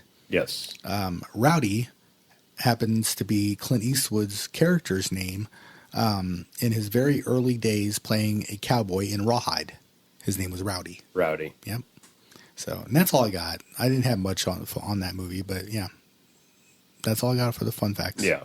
So it is time now to take a break because we definitely need it. Join us at the Drive-In Review for in-depth discussions, hot takes, and behind-the-scenes insights into your favorite films. Whether you're a cinephile or just love a good movie night, our podcast has something for everyone. From blockbusters to hidden gems, we dive into it all with passion and humor. Plus, engage in fun games and movie trivia that will test your film knowledge and keep you entertained. Visit our website at www.driveinreview.com and click on any of the platform icons to tune in, and subscribe to our social media for the latest updates. Or you can browse through our movie posters and our ratings on them. Join our community of movie lovers and give us your thoughts, your answers, or just, berate us on our mispronunciations. Yeah. So let's enjoy the cinematic adventure together, and thank you for listening. All righty. Well, we're going to close out the show with our last movie, and that would be Unforgiven. Step over to the office and get the bullwhip. A whipping? That's all they get after what they've done? Get out of there! It was a matter of honor. They're paying $1,000 to whatever kills the two boys that cut up Delilah. In a time when lawmen were killers. What are y'all looking at? You English, Bob? Outlaws were heroes. Well, I thought that you were dead. Hell, I even thought I was dead. Till I found out it was just in Nebraska. And a bad reputation. You're the one who killed William Harvey and robbed that train over Missouri? Was as good as gold. My guess is you're calling yourself Mr. William Money. Say what? You don't look no meaner than hell, cold-blooded damn killer. I ain't like that anymore, kid. $1,000 reward, Will. Nobody's gonna come. So you still have that Spencer rifle, huh? Yeah. It's my partner. He don't go, I don't go. What's it come to 3 ways? Just because we're going on this killing, that don't mean I'm gonna go back to being the way I was. Are you really gonna kill them cowboys? I do not like assassins or men of low character. We ain't bad men no more. We're farmers. They're a lot of savages! They're a bunch of bloody savages! Assassin! Well, I guess they have it coming. We all have it coming, Clint. Some legends will never be forgotten. Some wrongs can never be forgiven. The man don't want to get killed. Better clear on out the back. Unforgiven. All right. Unforgiven was released August 7th of 1992. It was produced by Clint Eastwood. Was you born back then? Yes. I was born. I remember 92. Thank you. Dad, go on. I know I'm young, but Dad, come on. I remember 92. My little brother was born in 94. Dad, go on. All right. All right. After that insult. All right. Quit playing with your dinghy. There we go. Okay. Unforgiven stars Clint Eastwood, Morgan Freeman. Yes. Gene Hackman and Richard Harris, who we also know Richard Harris from playing the best Dumbledore that there could be. Yes. And not to mention the great Emperor in Gladiator as well. Not to mention other roles he's done, but those are two that I can name right off the top of my head. Right. He was fantastic in. Yes, exactly. May he rest in peace, because he never should have left the role as Dumbledore. Right. I was very sad when Wait he a went. minute. Oh my God, he was he played in Indiana Jones. Was he the Knights Templar? No. He was the he was in the LaBeouf one, wasn't he? Was that Rich? I don't know. I don't remember that one. Let's get off of that. I think he was, though. I think he really was. You already named the reason that I. Yeah, it's okay. I know. I mentioned LaBeouf. Just do it! Exactly. Okay. Exactly. That's that's all you have to say. That's all you need is just do it. Right. Exactly. Okay, LaBeouf. We heard you. All right. Okay. Moving on. So the music for this was done by Lenny Niehaus again. Mm-hmm. It was shot in Alberta. Wow. Alberta. Sorry, everybody. Exactly. Alberta, Canada. My grandpa's from Canada. I am fired. So, all right. IMDb gave this an 8.2 out of 10. Rotten Tomatoes gave it a 96% with a 93% audience rating. Letterboxd gave it a 4.2 out of 5. And I honestly, personally, would give this an 8.5, if not a 9 out of 10. 8.75. Okay. Yeah. Go 3/4. Yeah, I'll even go with 3/4. All right. It's first drive-in review ever here. So 0.75, yes. Yes. I hate to split it like that. It takes a lot to get me to a 9 or a 10. Okay. A 9 or a 10 has to be like, that is one of the most remarkable movies I've ever seen in my life. Right. This was probably one of the best Westerns I have seen. I had seen this before. I watched it just as a refresher. Mm-hmm. My personal favorite Western is Tombstone. Yes. Personally, I would say this is a very close second when it comes to Westerns. I really like, I like Quick and the Dead. Yeah. But and this is up there with those. I gave it 8.5. I agree with you. It could be a 9. It is one of the most profound, dramatic Westerns. I'll say that. It's very dramatic. Yes, very dramatic Westerns that is out there to date, I think. Because there's still action in it, and it's your classic Westerns, shootouts and stuff like that. But doesn't beat Tombstone, in my opinion, for action shootouts wise. No. Of course. But very dramatic and very realistic. I feel like it's a lot of drama build up to the action shootout at the end. Yes. Because Clint Eastwood, even though he is a badass, is not a badass until after he's Provoked. Yes. He's clearly got to get to the point. He had to drink before he does anything crazy, and without any spoilers, he has to drink before he does anything crazy, and then even then, he still didn't go full on gangster mode for a cowboy until they messed with his world. Right. Let's put it that way. Yeah. So, good way of holding back there. You almost you wanted to say it. I almost did. I had to really. Good. If you have not seen this movie yet, it is a must see. It is an absolute must see. Absolute must see. This movie was the winner of 4 Oscars. It's that good. Wow. Okay. Best Picture, Clint Eastwood won that. Mm-hmm.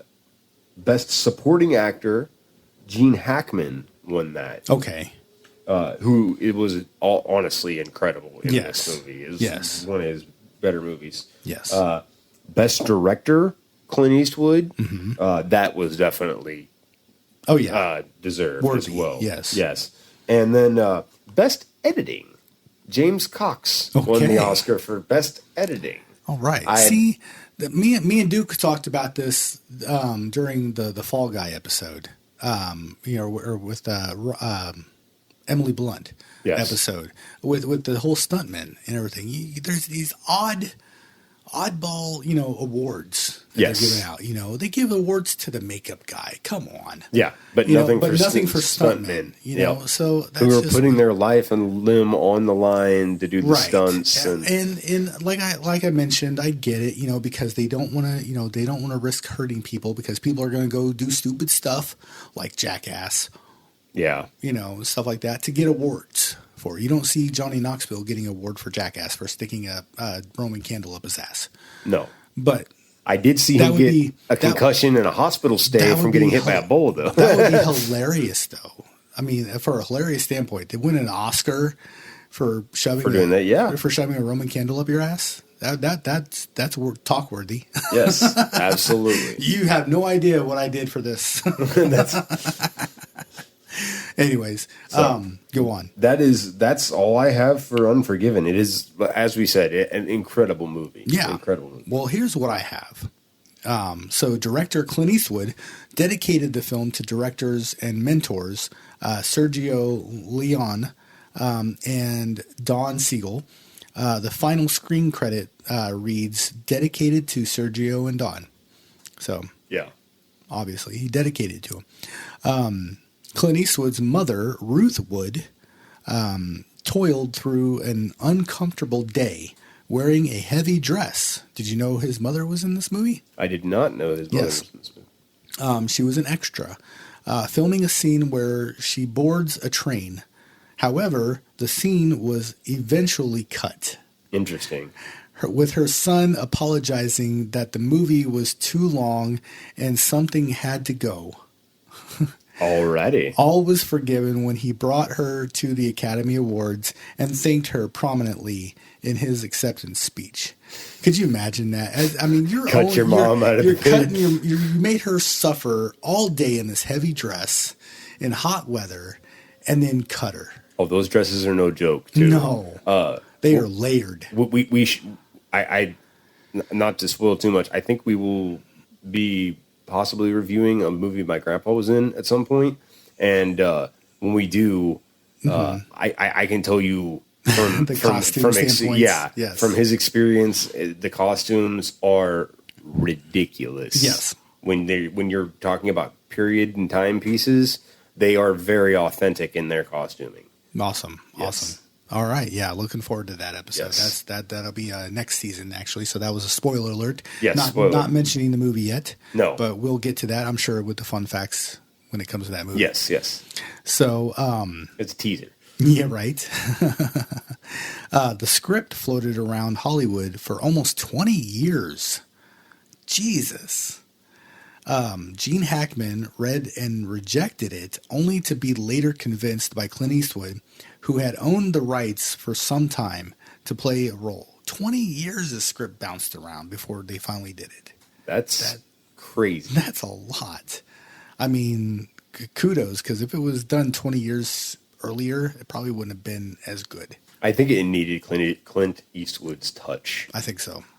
I mean, when I think of Clint Eastwood, the things that I think about are, Fistful of Dollars, Few Dollars More, Good, the Bad, and the Ugly. But then I also think of Dirty Harry. Right. Right. So you have these two completely separate things, but Clint Eastwood is kind of synonymous with Western. Right. Exactly. I mean, those Leone Westerns were just timeless. So. Shot near Calgary, Canada, which was experiencing unusual dry weather. Most of the rain was created on site.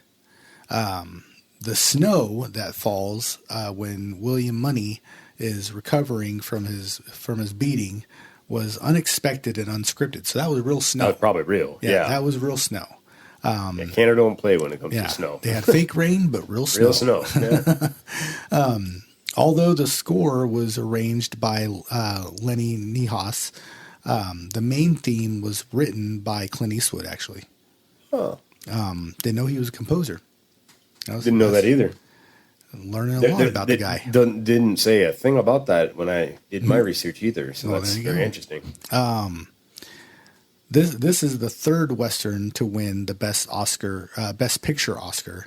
The other two are Dances with Wolves from 1990 and Cimarron from 1931. Dances with Wolves is another one of the Westerns that is up there for me. Matter of fact, that is a 9 for me. I love that movie. It sits up there with Last of the Mohicans and stuff. So love Dances with Wolves.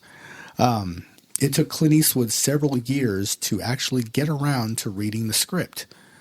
It was floating around for 20 years, and it took him several years just to read the thing. And his script reader had initially told him that it wasn't very good. Okay, so I got to go on Bad Wiener Day for a minute. So it's been floating around for 20 years. This is where you know you're somebody in Hollywood. When you have someone else reading your stuff for you and telling you if it's good or not. You would think it's Clint Eastwood. You would think that he's up there above that par, that he's going to read his own stuff and decide on his own and not have a guy hired that he's paying for to tell him if it's good or not. You know what I mean, it depends. Think about it from this point of view. Clint Eastwood's busy. He's filming and directing. I get it. A lot of those guys have scripts shoved at them, like a parade candy. True. Like, hey, so he's got to have somebody deciphering. So you got to have somebody deciphering it out. I would much rather have a fun, completely not entirely random fact. But my brother once tried out for X Factor with that music thing when they did that. They did get to go in front of the celebrity judges. However, there were 4 sets of judges they had to go through that filtered people before you got to the celebrity judges. Right. So you think about, you've got to have somebody filter this. Otherwise, Clint Eastwood would be in his office reading terrible scripts. Yeah, but all the time. To me, this was Clint Eastwood probably did he probably did a Shooter McGavin on them. You know, it's like having a caddy give you bad advice, and you're like, oh yeah, really? Okay, sink the putt. No, all right, you're fired. You know, I'd like to think he's not a Shooter McGavin. He said it wasn't very good. The script for this wasn't very good, but Clint Eastwood didn't listen to him. He went ahead and did it anyways, and won Oscars for it. So, clearly it was a good script. Yeah, exactly. It just needed the right touch. Didn't have the right script reader. There you go. There you go. All right. And then my last fact for this is Morgan Freeman learned about this movie from Kevin Costner while filming Robin Hood, Prince of Thieves in 1991. Freeman approached Clint Eastwood and got the role of Ned Logan. So he asked to be on this movie. Yeah. Very cool. Yeah. Very cool. Yeah, he heard it from Kevin Costner. Because Clint Eastwood and Kevin Costner also worked together on A Perfect World. So yeah. Awesome. So, okay. Well, that wraps up our show. So we have one last segment, and you guys know what that is. It is Pick It or Kick It. All right, so we're going to go down the list here. And to me, this is a tough one. It really is. All right, let's start off with, let's go random. Let's go random this time. We're always going down the list. We're going to go random. So we're going to start with, let's get it over with. Let's do juror number 2. Pick it or kick it. I'm going to kick it. You're going to kick it? I'm going to kick juror number 2. That ending was too much for me. No. Gosh, that one's tough. Because I want to pick it and keep it on my shelf because it's Clint Eastwood's last movie. But it's not one that I really want to remember him by as a director. You know what I mean? I won't rewatch it. Yeah, so I'll go ahead. I'm going to kick it. As good as it is, the ending leaves so much to be desired. Right. That like I said, I'll kick that one also. Yeah. The Mule. I will pick it. Yes, I will pick that one. I'll pick it. That's a good movie. Damn good movie. Space Cowboys. I will definitely pick that one. I am picking that one as well. Unforgiven. Unforgiven, I'll be picking that one as well. I'll pick that one. American Sniper. I will be kicking that. You're going to kick that one? I'm going to kick that one. Okay, I will pick that one. And then finally, Gran Torino. I will be picking Gran Torino. Yes. I like Gran Torino. Yes, you are definitely the get off your lawn guy. I am extremely the get off my lawn guy. You're nicer about it though, because you would invite people over for dinner and then be like, okay, now get the fuck off. Yeah, now go home. Yes, exactly. So all right, well wraps up our show. Next week we're going to be talking about what are we going to be talking about next week?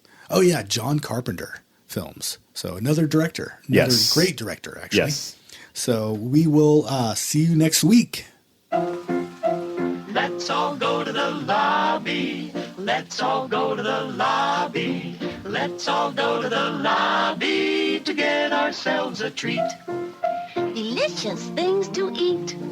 The popcorn can't be beat. The sparkling drinks are just dandy. The chocolate bars and the candy. So let's all go to the lobby to get ourselves a treat.